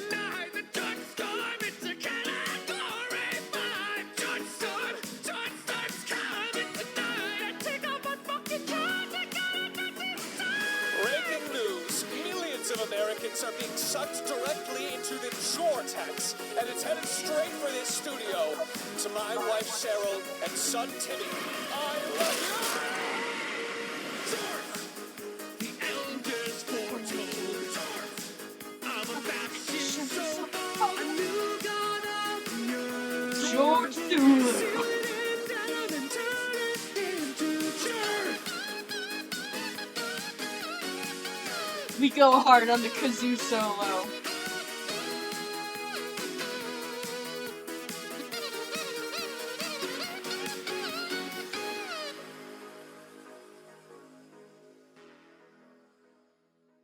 Incredible. A work of art. A work of art. Oh, turn back on the music. Belief in you. It's on Spotify. Charlie is official on it. Incredible. That is incredible.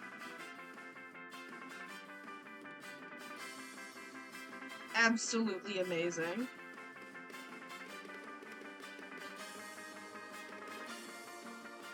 I wish my headset was working today so that I could hear the dulcet tones of Jortstorm better.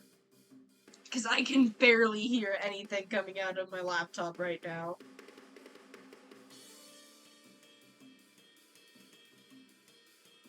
I'm gonna really quickly see if I can adjust some things to sound better for me. Just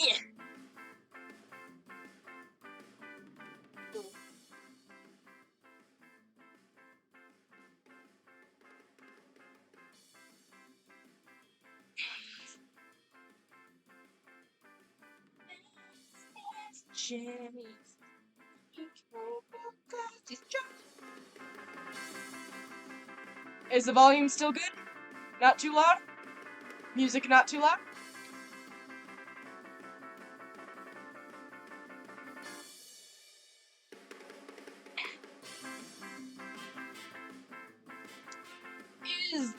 Am I still audible? Is the music too loud? Anything like that, guys? In the meantime, while I wait for a response, I'm gonna go ahead and get back to drawing and just be ready to switch over.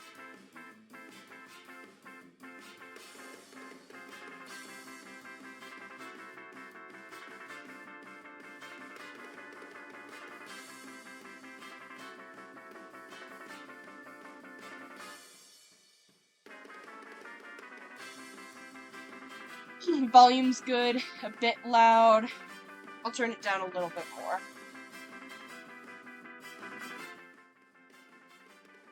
Is that good? That better? Damn, brand.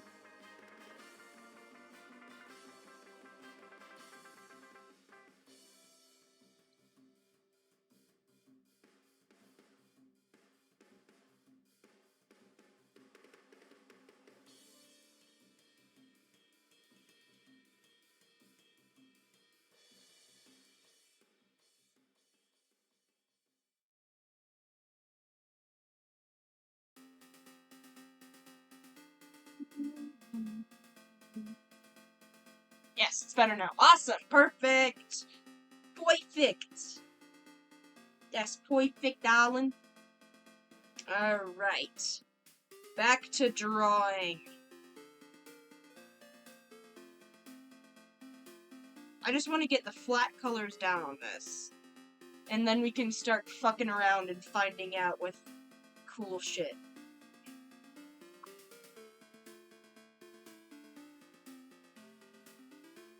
Okay, there's that flat color. Then behind that, I want something a little bit closer to this, but not quite as saturated. Is that? That's definitely it. Yeah? Too close now. A little more like... That's much better. Perfect.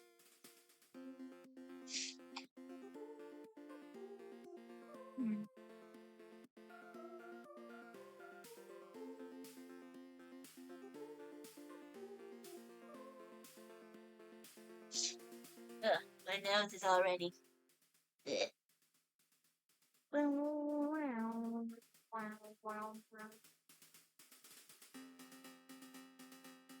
Yeah, there's absolutely wild shit that's happening in the world right now. We're in the weird timeline for sure. Like, did y'all hear that they found cocaine in the White House? I'm not surprised that there's cocaine in the White House. I mean, the rich and powerful have always done anything that they can get away with it. I'm surprised that someone was bold enough to report it. I'm surprised someone was bold enough to be like, to narc on United States officials. Like, some poor intern is about to get blacklisted from the entire government because he reported on some cocaine. And everyone's just, and he's probably gonna have it pinned on him, and then all of the people actually behind it are like, if we can't trust this kid with drugs, or how are we supposed to trust him with state secrets? You know, it's just absolutely crazy. Crazy shit.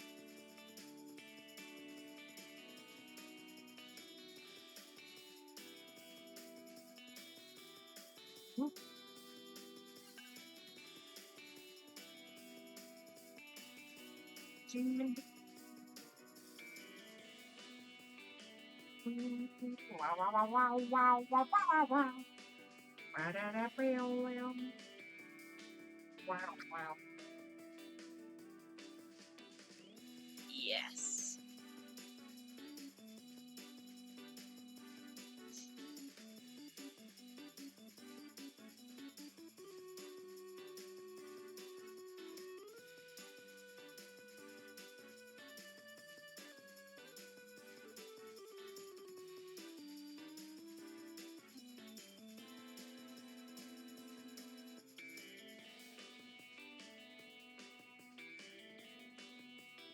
And I forgot that there is a gap in there.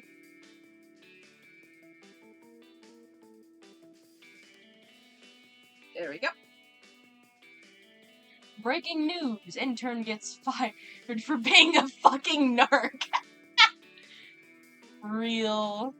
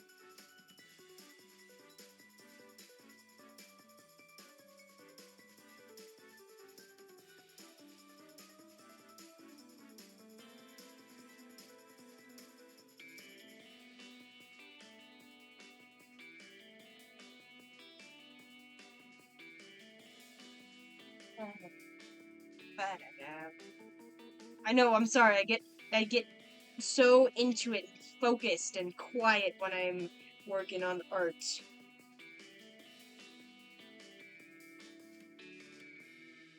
Ugh.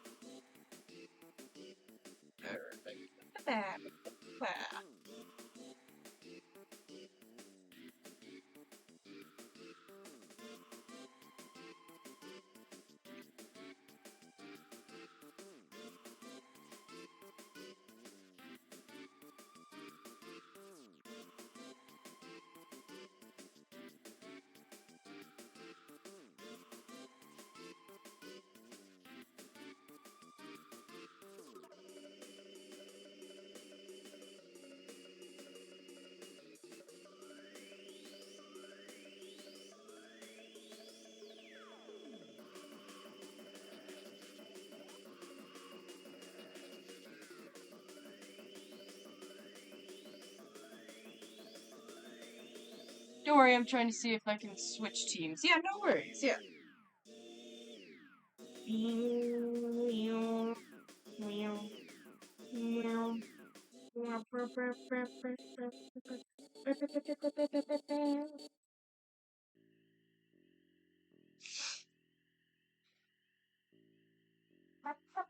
Why do I have the fucking shitty ukulele apology video stuck in my head now? I just listened to Jort Storm. That's so much better. That should be the thing stuck in my head. Not toxic train. Just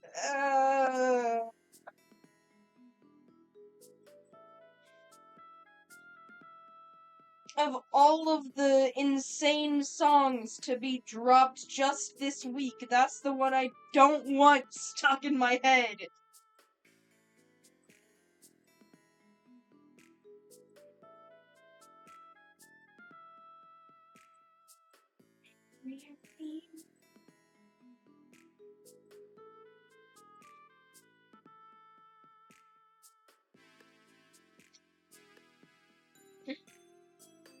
All aboard!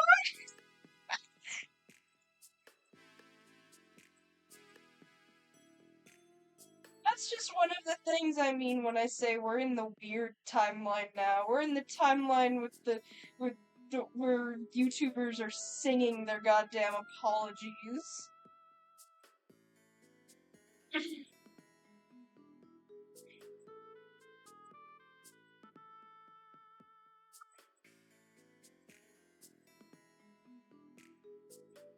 Ugh.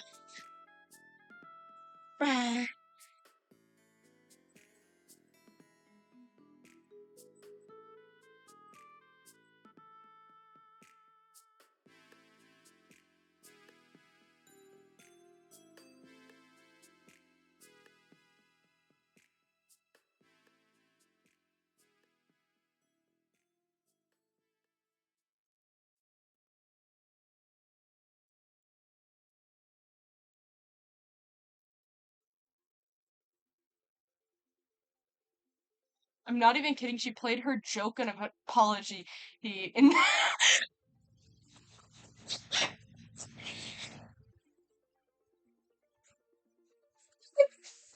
kidding me? The song was played in A minor?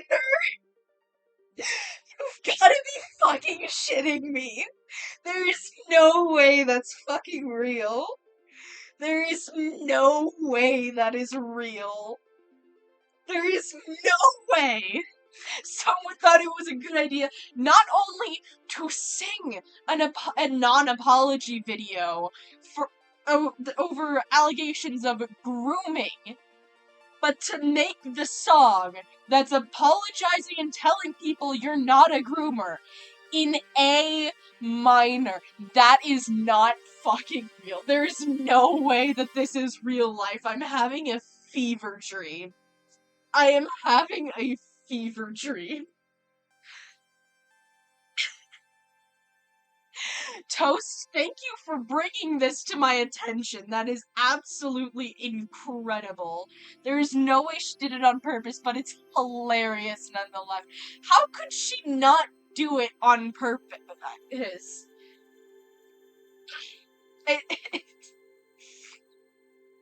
Okay, I know how she can do it not on purpose, because she literally stole the song from Adventure Time.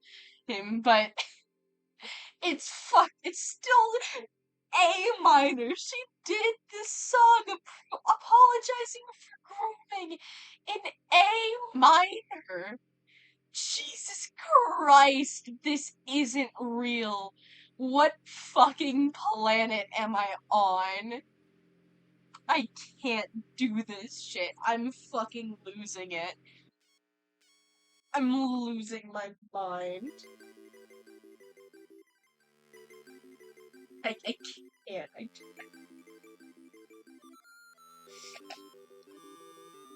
That's... like, I don't know, maybe she didn't realize or it just didn't click? That's... if I was in that predicament where I had to do that kind of thing, first of all, I wouldn't make an apology song because I'd treat it with some level of respect. And I don't think I'm ever gonna be in that situation unless it's false allegations, because obviously I'd fucking deck a groomer in the face on sight. But if I just happened to be in that situation, there is no way I would even let an A minor chord exist in the song. Because it's just right fucking there. Like, that is absolutely... how? How does this happen? This is not real life. We're in a fucking simulation and it's breaking down. The simulation is breaking down.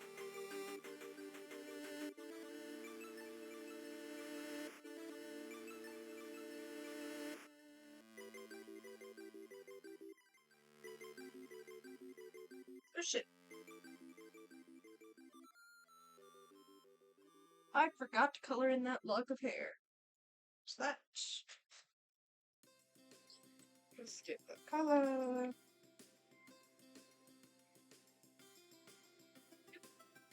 Too far.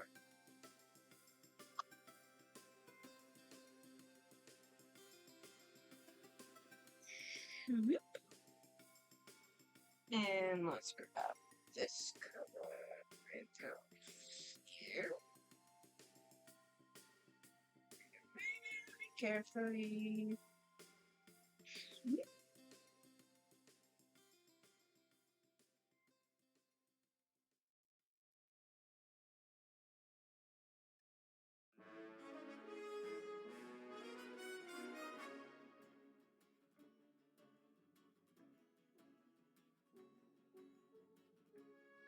There we go. Come on, there needs to be a touch-up right there, too. Woo! There we go. And it's not.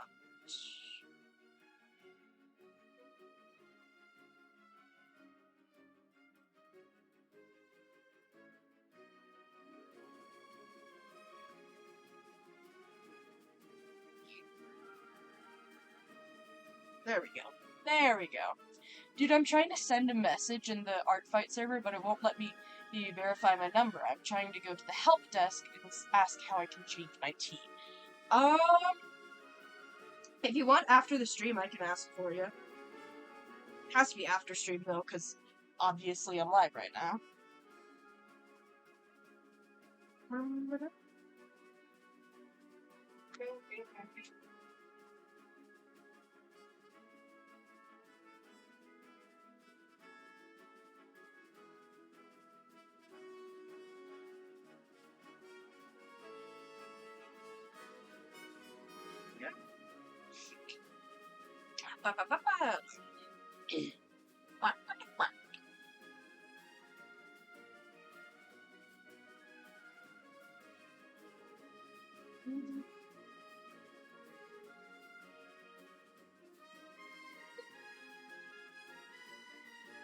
Why is there so many white spots in this thing?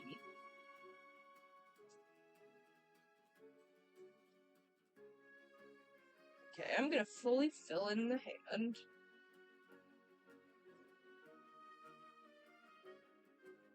Then I am going to investigate on other layers.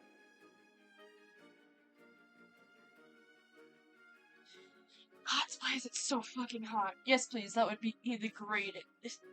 That would be the greatest appreciation. Nice. Okay, will do. After stream. Remind me to do that just in case I forget.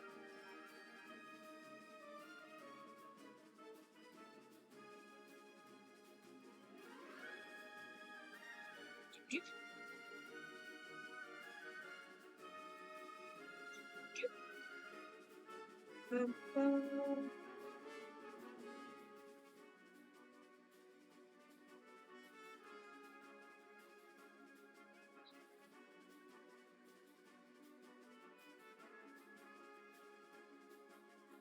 we go. Yes, I will. Awesome. Thank you. And there's that. Now, why the fuck is there so many white spots?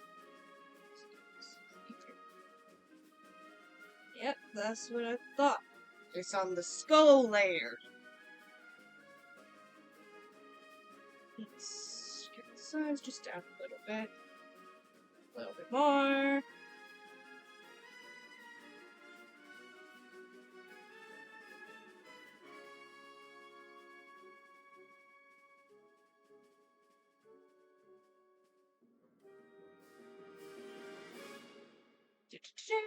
I'm gonna see if there's anyone else in Jump who I can bother about it. Yeah, no worries. If there is someone who helps you, let me know, so I can not worry about it after stream.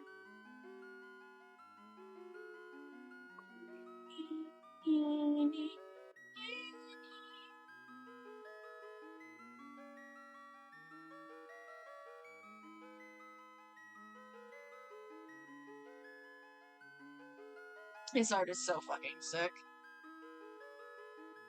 This hand is gonna be another one of those things where I have to make the line art a different color so it's more visible. So I spent a long time staring at hand bones to get this line art right. It's not gonna be fucking covered up by some shit.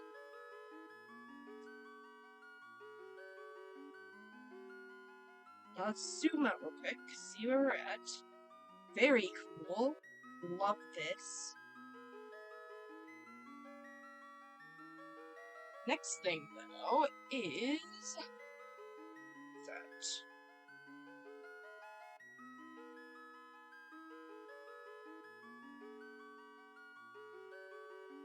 Was I on the...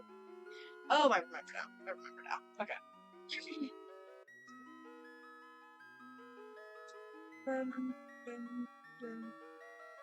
Where?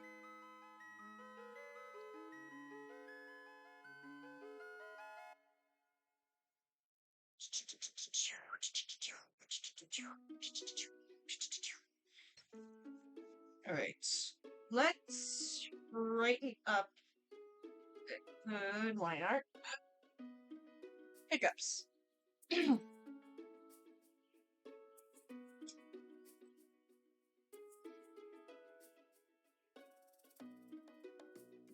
Let's brighten up the line art. What color are we gonna go with? Could always go with this color.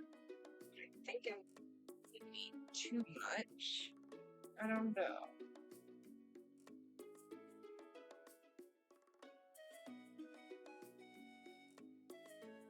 Or just enough. I do like that.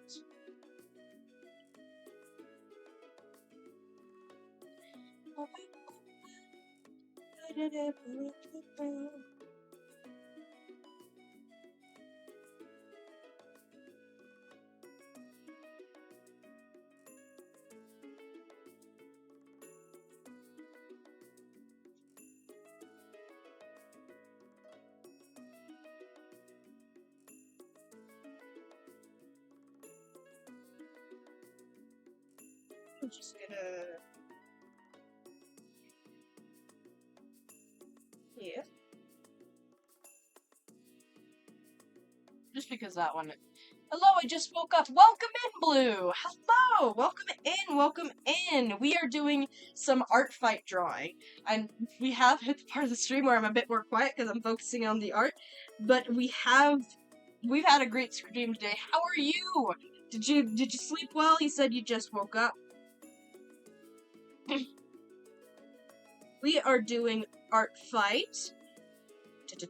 This character that I'm drawing is Entity by the awesome Legos on Art Fight and Giraffe Legos on every other social media platform. If you want to check them out, shit, I didn't link them. Fuck. Toast, can you do me a favor and find Giraffe Legos Twitter and make a link to their account, their Twitter account? I'm good and I can't wait to stream in a few hours. Nice! Good to hear.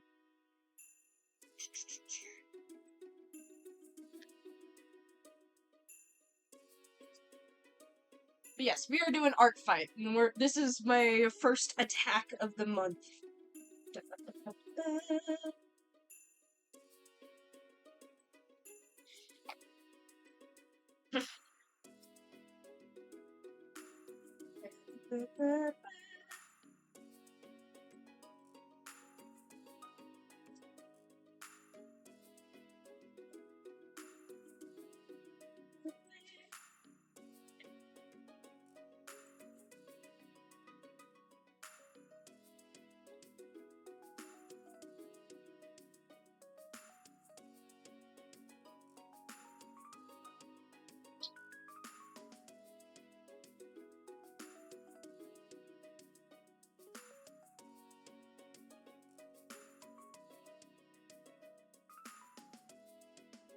Yes, I am so hyped about this.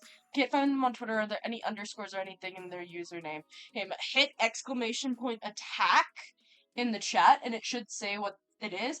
I'm gonna Google it one more time.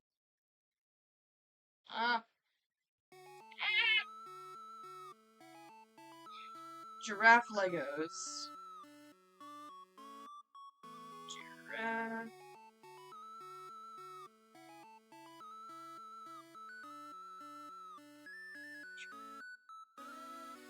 I'm gonna send the link to you on Discord.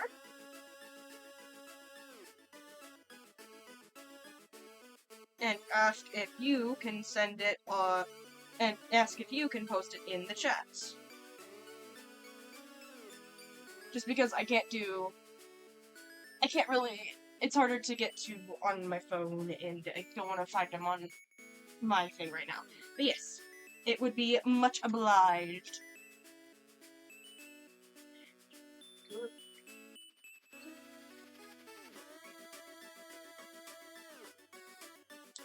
But yeah, that is what we are working on right now, Blue. Okay. And this is actually, like, the sickest art I have drawn in a long while. I am so fucking proud of this. Let me zoom out a bit since you just got here. Let you see where we're at right now. Because this is fucking awesome. Check out the artist. Yes. Toast just posted in the chat a link to the Twitter of the person who made the AOC that I am drawing here for Art Fight. Obviously, I'm the artist of this piece, but yeah. That is who that is that Toast has just linked. Damn, that's cool, right? It's so insanely cool. And I absolutely do recommend checking out their art because they draw so damn well. I love their art of this character because the whole thing about this character is they're not supposed to be, like, consistent in any way. So it just gives them full creative liberty to do whatever the fuck they want with the concept.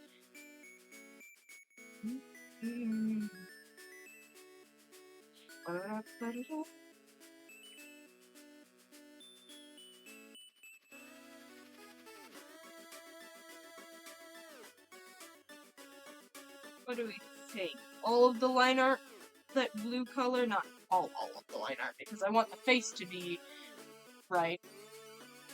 And yet I don't have Twitter, rip. It should be the same username on TikTok, though, if you want to look there, and other social media as well. Those are just places where I follow. Took a brief look at the original drawings of the character, and I am absolutely blown away. Literally the coolest design I've ever seen. Right? That's why I was so excited to draw them for this art fight. Like, the second that I saw this artist was doing art fight, I was like, I know exactly what my first attack is gonna be. We gotta do this. We gotta do this. It's so fucking cool. It's so insanely cool. What do we think about making all of the line art this color? Except for the face.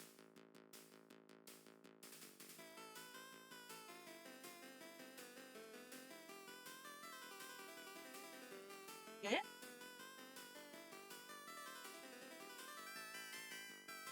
Fuck it, the undo button exists. Let's see what it looks like doing all of the line art this color. No. But maybe if I did everything but the eye. Nah. We leave the face be. We leave the face be.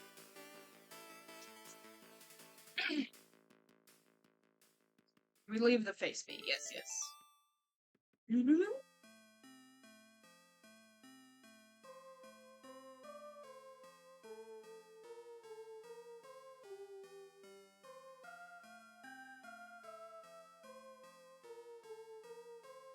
Alright, alright. That's cool. So we got the flat stuff down. Now I'm gonna go back to that. With this color. A little bit more there.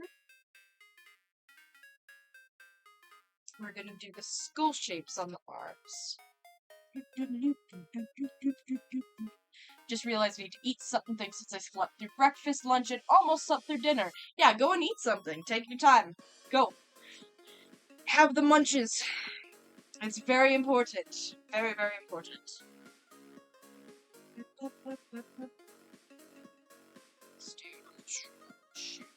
Sheep. Yep. Now we can do some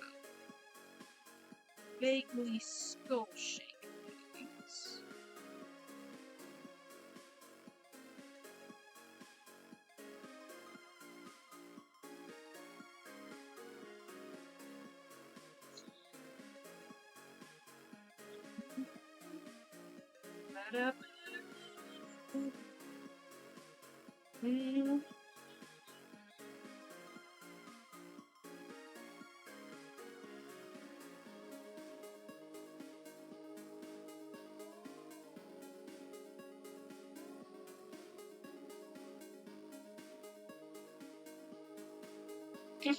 Alright.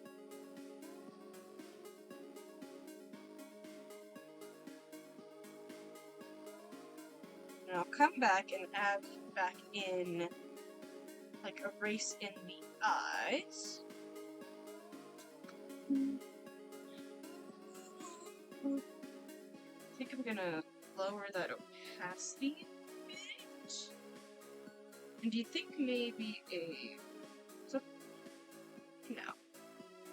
Not multiply, but awesome. We fuck around and find out with the different settings.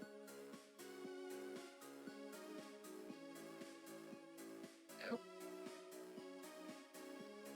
Color dodge could be good. Got some Cool Ranch Doritos, nice. That isn't really a breakfast, but you know, I'm not gonna control people's lives. Darken could work.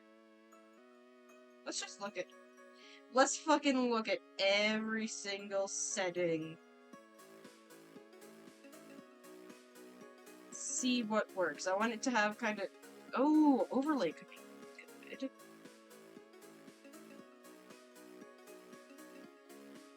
See what every single setting looks like. See what works. Soft light is not bad. Yes, we're back. Ba, ba, ba, ba, ba. Dark overlay. Dark. I think it's between soft light and overlay. I think soft light opacity. There we go. That's what we're looking for. That's the kind of thing.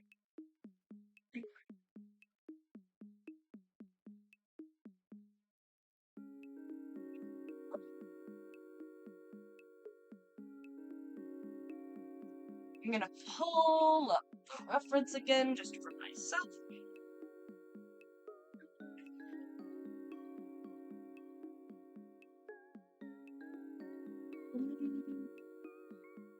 Alright, and they're like crowded together so I can get different little sizes of these.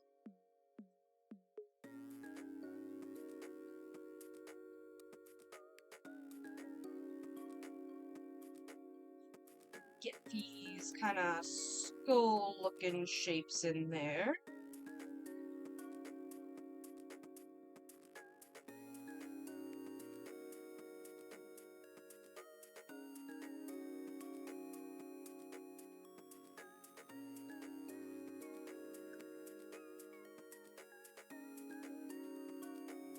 I'm getting a bit snackish. There's some chocolate over there. I'm gonna grab some chocolate real quick since it's right next to me. Yeah.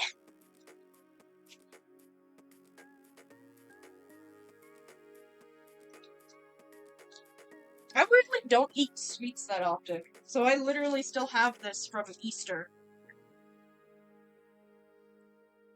A whole ass chocolate bunny. And it's like a nice, fancy chocolate bunny too, like a late chocolate bunny.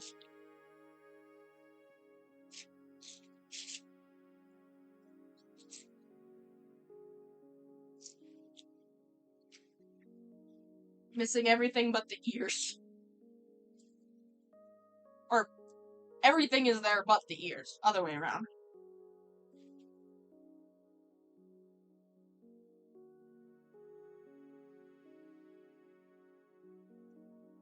Mmm.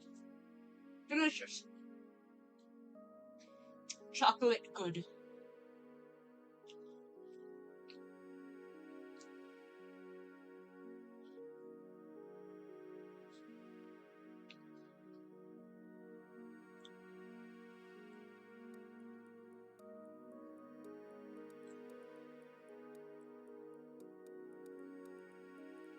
Also, Blue, you missed it earlier, but like closer to the start of stream, we did a dramatic presentation of Toast's magnum opus, which is an award-winning college paper about the queer coding of werewolves and the Omegaverse.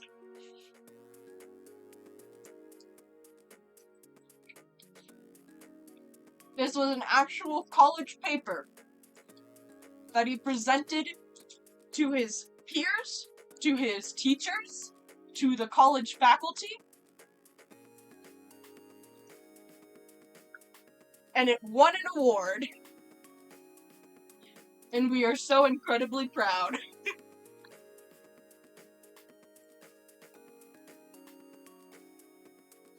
Why don't I eat chocolate more often?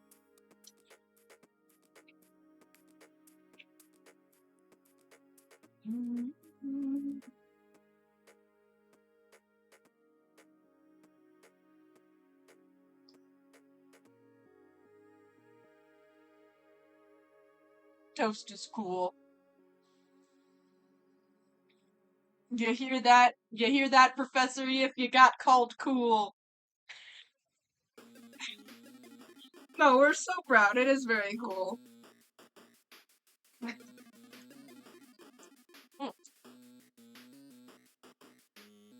Sometimes you gotta stop midstream for a snack break.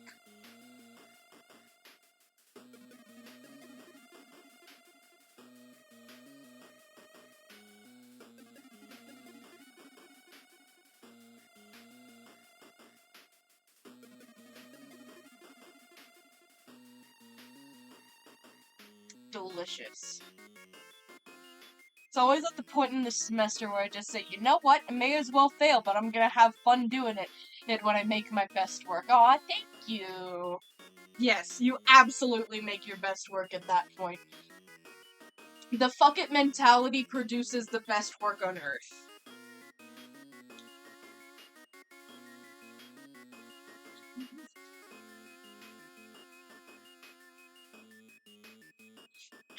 I just had the random thought of the sentence, Professor Yip is my favorite superhero.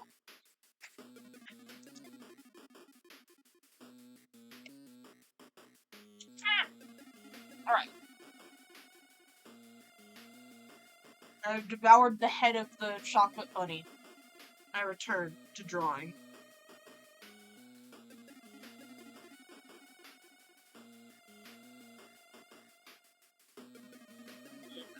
Big guy, right? Oop, back.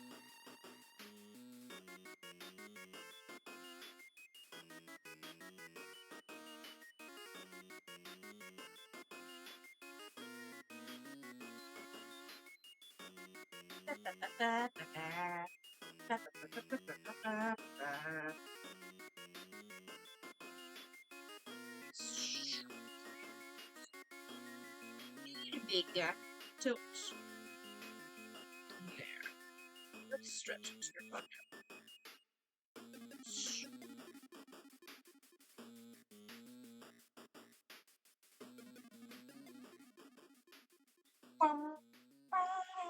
Been drawing a lot lately and getting better. Nice! Do you have any OCs, or are you gonna do art fight? Whoa! My tablet's glitching out. Easy, boy. Easy.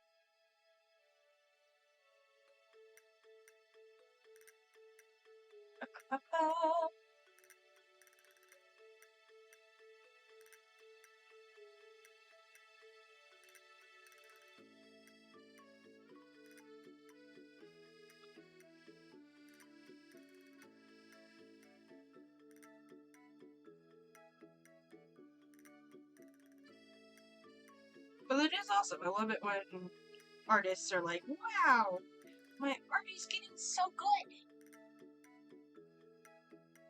As creatives, we deserve to feel confident about our work.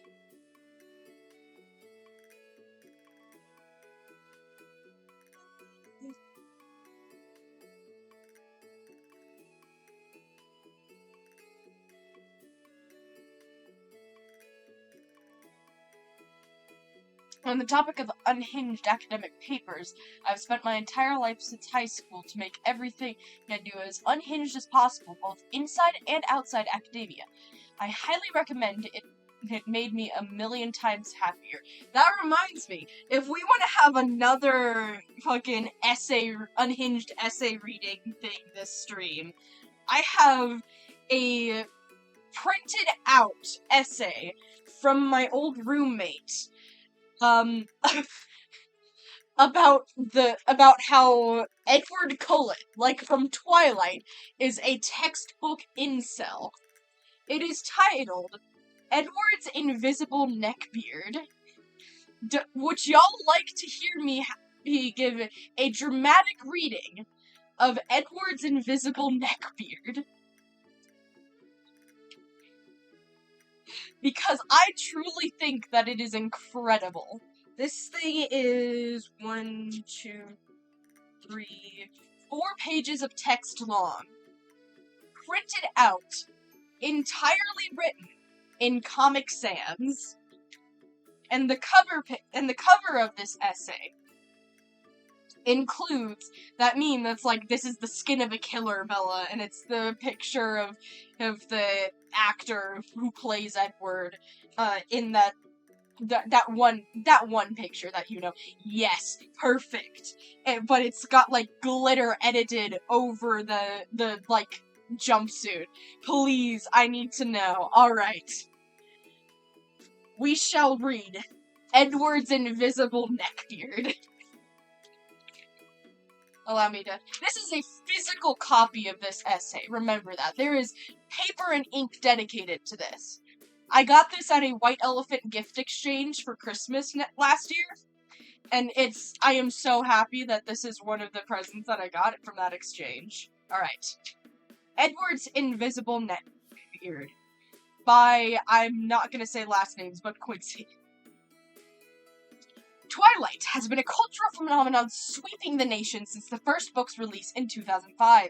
With every book or movie released, the popularity continued to grow and skyrocket. The series rivaled Harry Potter on Tumblr to the point of causing constant fights between the two fan bases or fandoms during their height. Despite all of the love, there have been many valid points of criticism. One of the largest being Edward's character.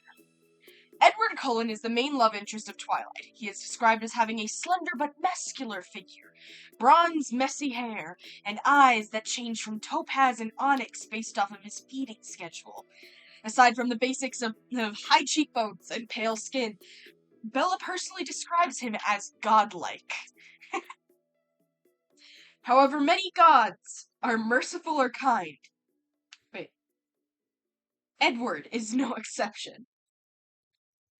His first appearance in the book, Jessica, a sort of friend of Bella in the first book, introduces Bella to the Cullens from the distance and makes it clear that Edward doesn't give the time of day to any girl in school. That's Edward.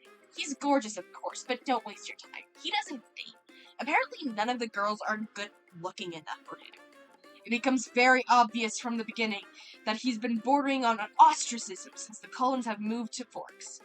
Many girls at the high school are aware of his allure and attraction, but no one approaches him for dates. This implies that before Bella had moved from school, something had happened to make sure no girl goes near him. Perfect background music, I know. Could it be that they had already realized he has no interest in dating? Perhaps. Though it is equally likely that along the line he made it blaringly obvious of his incel behavior. Within the first 100 pages of the book, Edward has decided he had an obligation to follow Bella around.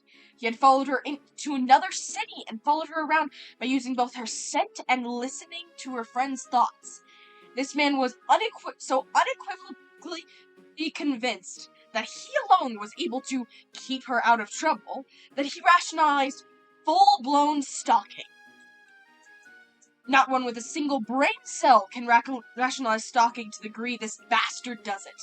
Not only that, but around this time, he starts watching Bella sleep. Without her consent.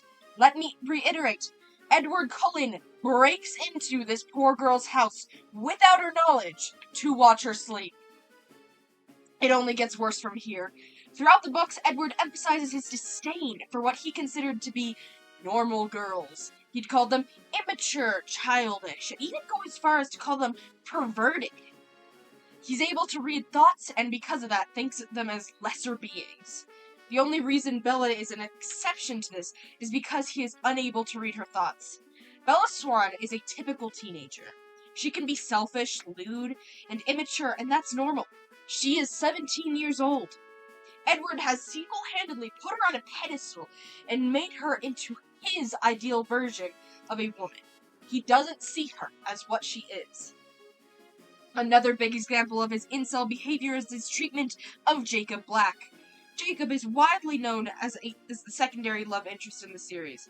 He is a 16-year-old boy turned werewolf that slowly falls in love with Bella. Jacob is known as blunt and abrasive, letting his emotions get the better of him most of the time. More than that, he is Bella's best friend. He was there when Edward abandoned her for his own self-serving martyr complex. Bella went completely catatonic when Edward left in New Moon. He ripped her heart out and stomped on it for the sole reason that he believed he was too dangerous to be around. If someone joins the stream, they are gonna be so confused, yeah. Jacob was the only one who tried to understand her. He was the only one that helped her out of this hole that she was thrown into. After Jacob had become a werewolf, and Edward inevitably returned from his temper tantrum, Jacob was forcibly shoved out of Bella's life. Yes, part of that was Jacob's doing, but a lot of it was because of Edward. In Eclipse, Bella had slipped away to go see Jacob to mend their relationship, and there Edward was, standing in front of her truck, with its engine pulled apart. You read that correctly. This motherfucker actually tore apart his girlfriend's truck, just so he could control her and her actions. The excuse was that Jacob was dangerous and couldn't control his anger. Edward forbade Bella from actually seeing her best friend, with essentially no basis to his claims. He never says it, but it's heavily implied that all of it is a stupid fit of jealousy, because Jacob managed to be there when Edward was not. Later on in the book, he even bribed Alice, his sister, to kidnap Bella when Edward was on a hunting trip, just so she couldn't see Jacob. Alice took Bella to the Cullens and held her there against her will. It took Jacob grabbing her from school on his motorcycle to get her out of it. One of his worst deeds is how he manipulates Bella, from forging her signature on college documents to leaving out extremely important updates on the vampire out to kill her. His selfishness knows no bounds. The one thing Bella Swan wants most out of life is to become a vampire. It's all she dreams about, all she wants in life. Instead of outright refusing or changing her, Edward instead chooses to hold marriage over her head.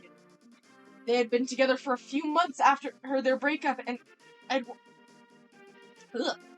Hiccups. They had been together for a few months after their breakup, and Edward brought up marriage. His request was that she had to marry him in order to become a vampire, and when she inevitably did, he outright refused to do it. The single reason she was turned into a vampire was because Renesmee was killing her in the birth-giving process. In conclusion, Edward is a selfish brat.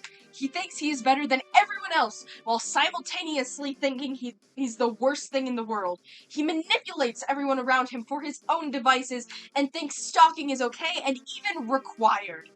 He is an awful person and doesn't deserve to find a wife or even a child.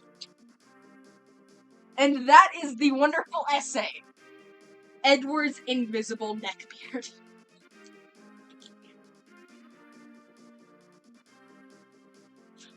What are everyone's thoughts? What is everyone's thoughts on the essay? Because I truly think it is incredible.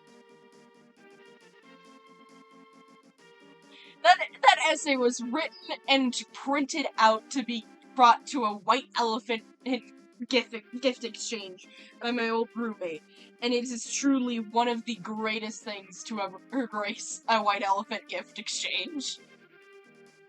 That's the best part of Storytime on stream. Nobody knows what's happening. That is very true. That is very true. No one ever knows what's happening. He's white. I don't even know what that was referring to, but yes. I'm pretty sure whatever that was referring to, Toast, was absolutely what was referred to. So much detail was put into it. I love it. Source? I'm not giving out real people's names. Oh, I know what I can do. This essay was written by Bubble Pop, the drag queen. Go look her up. Go look her up on Instagram. I'm gonna do the thing again and send Toast the link to post it in chat.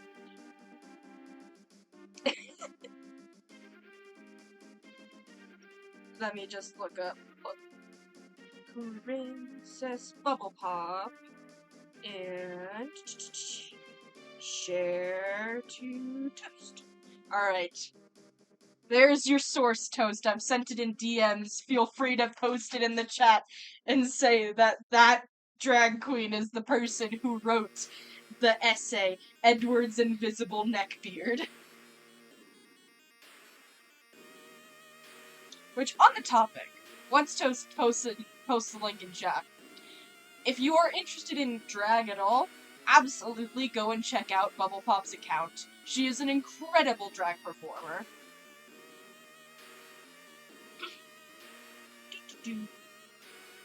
Okay, back to the little skulls on the sleeves. I still think that was incredible. Actually, not back to the little skulls. I gotta piss real bad. Let's get some music for y'all. Let's get some music that y'all can listen to while I'm taking a piss. Let's do Sugar in My Coffee and You'll Understand If You're Older. Alright.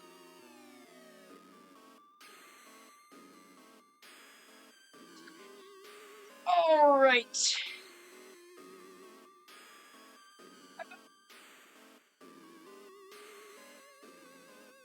I am gonna just put these songs down so y'all have something to entertain yourselves while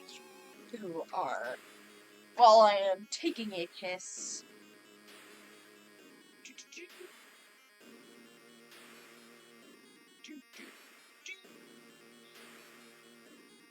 And I'm going to zoom out the art so that y'all can look at it better. And go and mute the mic. Alright.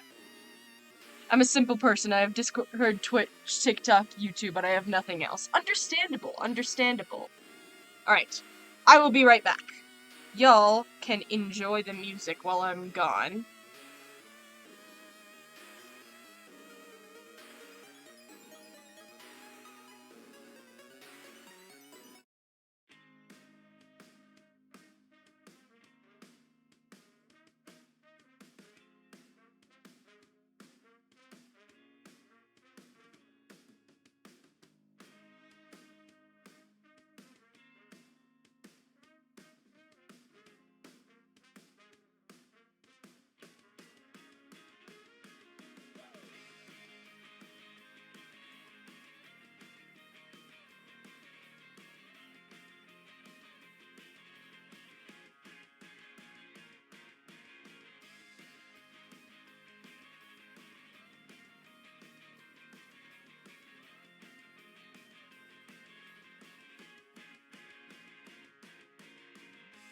Said I'd understand when I'm older. Said I'd understand the things they do. Falls asleep on her shoulder in the break room. She falls asleep on her shoulder in the break room. She said she'd been inside for too long. Well, no shit, could you tell us something new? You could tell he's lying cause his lips move. You could tell he's lying cause his lips move. It must be nice to be the reason. His work, it ain't so bleak. That must be what motivates you. That must be what motivates you. All he needs is to see you smiling. And what you light up is so weak. Imagine the kind of things he'd do to you. If there weren't so many cameras. And you're keeping a dark secret. But you're talking in your sleep.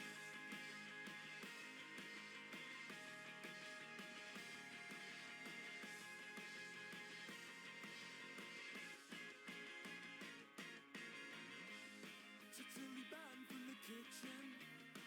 Citing workplace health concerns. But they wouldn't tip you if it healed you. No, they wouldn't tip you if it healed you.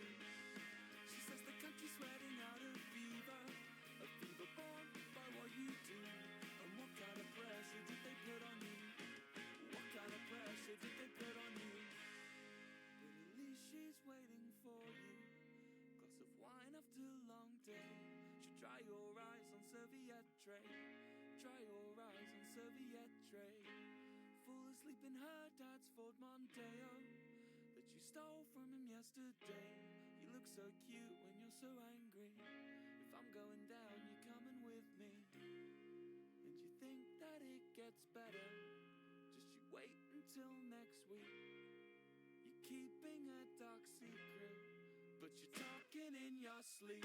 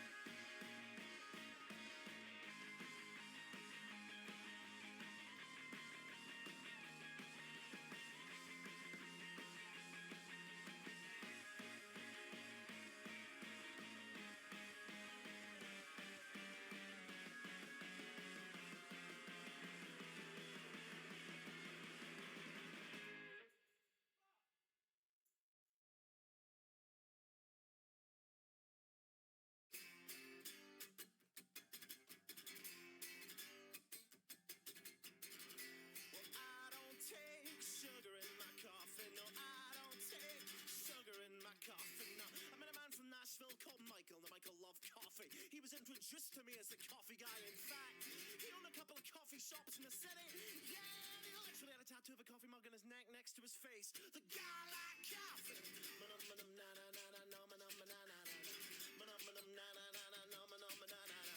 He offered me some and I was like, no, you're all right, man. I'm more of a hot chocolate man myself. And he said, hot chocolate? What are you? Fucking 9 years old. You just haven't had the right kind of coffee yet. He said, have you tried Java Arabica? I said, no. Have you tried Jamaican Blue Mountain? I said, no. Let me stop you there. I don't want to be rude, but this shouldn't be so difficult to understand. I don't like coffee. No, I don't take sugar in my coffee. No, I don't take sugar in my coffee. No, I don't take coffee in my coffee. I don't like coffee. I don't like coffee.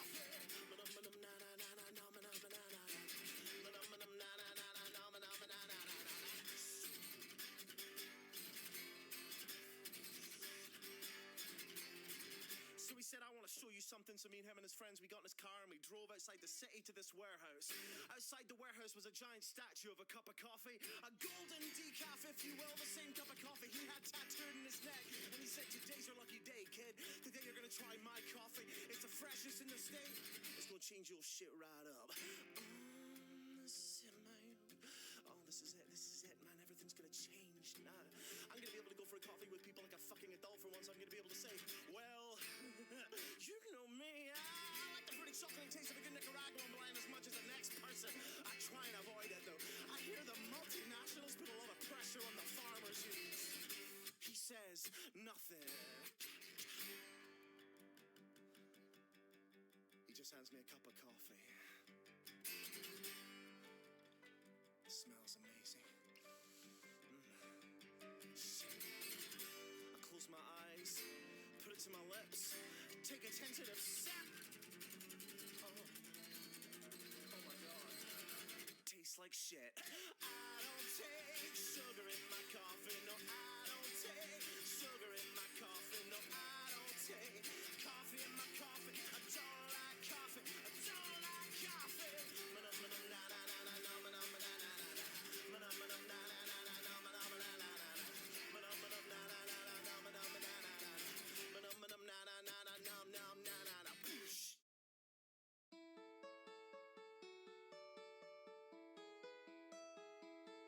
I am back. I return bearing Cheez-Its.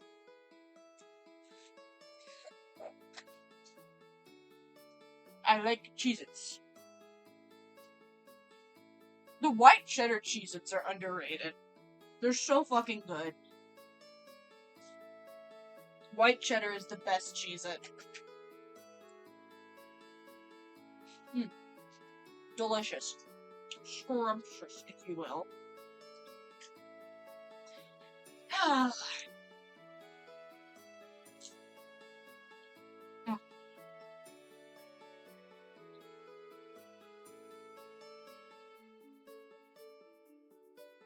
Yippee!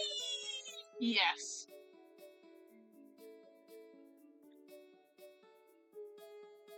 We are in this house. We are autistic for white cheddar Cheez-Its.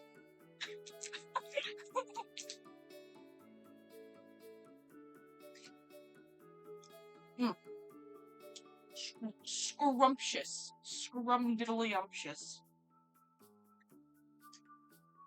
Sometimes you just need a midstream snack. Alright. Let's get back to these little scolding dads.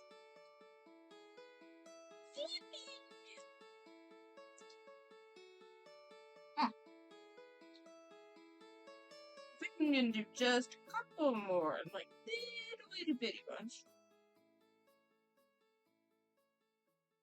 Like that.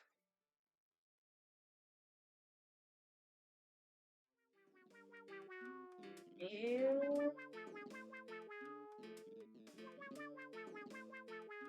Move that one a little closer.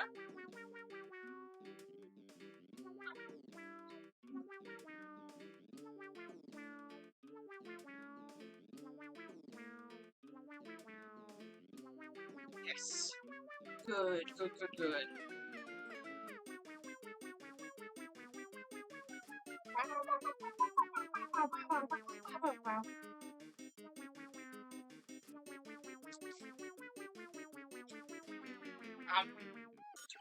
More Cheez-Its. Oh. Okay. I think I'm gonna change the color of that vertebrae right there to the darker, like, main body color.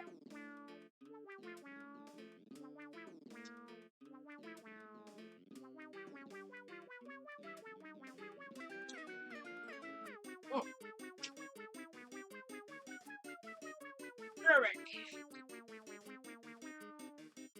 Guy, yes. That is the guy.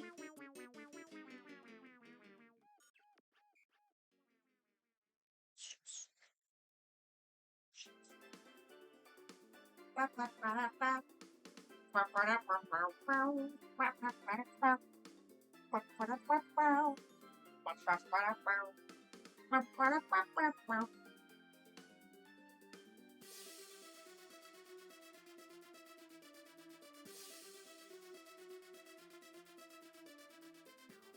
we go. Very nice, very nice.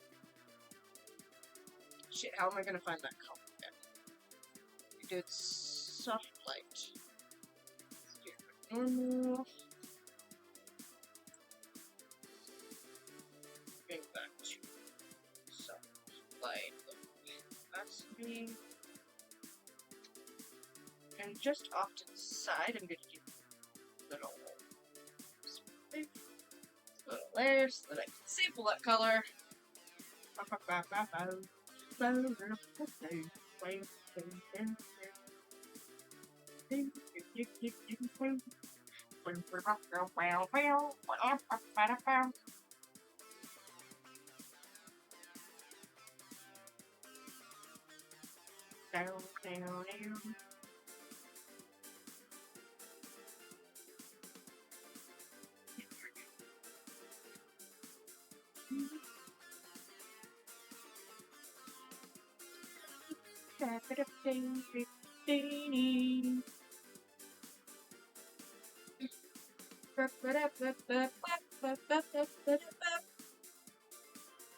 The autism is setting in. I'm just. Let's do some bitty skulls down there.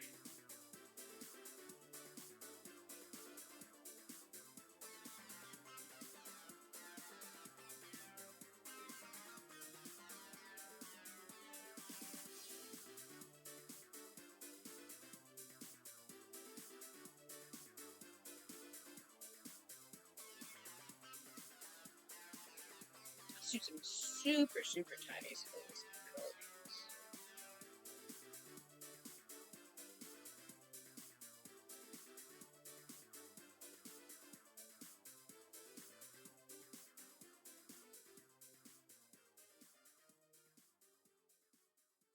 Yeah. Yeah.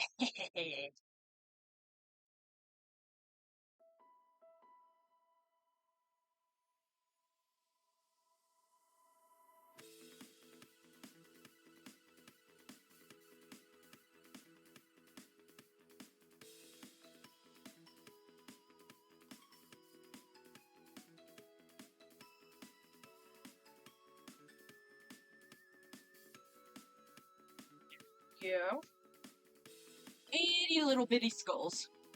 Quite. And let's do another one right there. Yeah.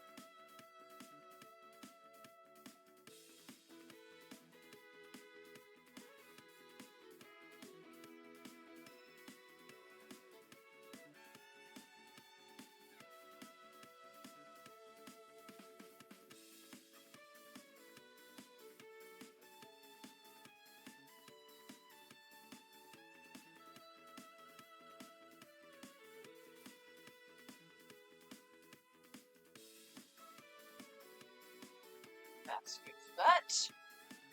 There's a big boy thunderstorm. Here's my Wi-Fi is gonna go out a bunch for the next couple of minutes or so. Well, that's alright. I think I was about to end up stream anyways.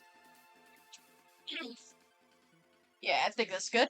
A good 2-hour, 45-minute stream. Perfect. Yeah, I think it's time to wrap up stream. So, like I said earlier, Blue missed it. I don't know if they're back yet, but yeah, well. This month, there is a different schedule for art. We're not doing any cooking streams because it's too damn hot. Instead, we're doing exclusively art fight. All art streams.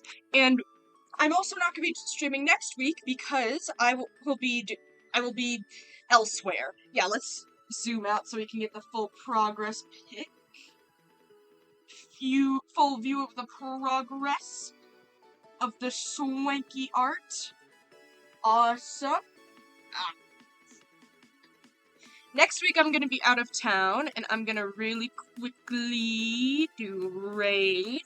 Looks like Fern is live. Awesome. / raid. Fern. Woo!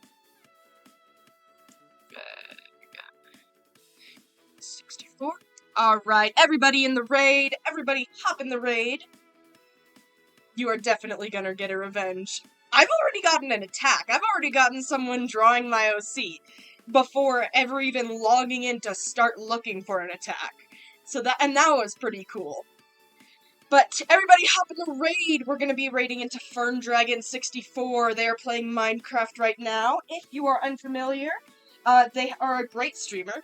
Super fun. One of my favorite smaller streamers right now. Probably actually my absolute favorite small streamer right now. So go give him a follow, give him lots of love. Tell him tell him Bones sent ya. We're gonna have fun. We're raiding in. We're raiding. Like I said, no stream next week, but when I come back, hopefully, as long as I have the energy and nothing goes wrong, I will be able to do some bonus streams. Alright.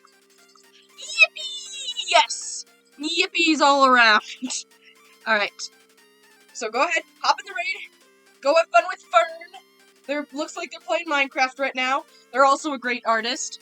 So, goodbye!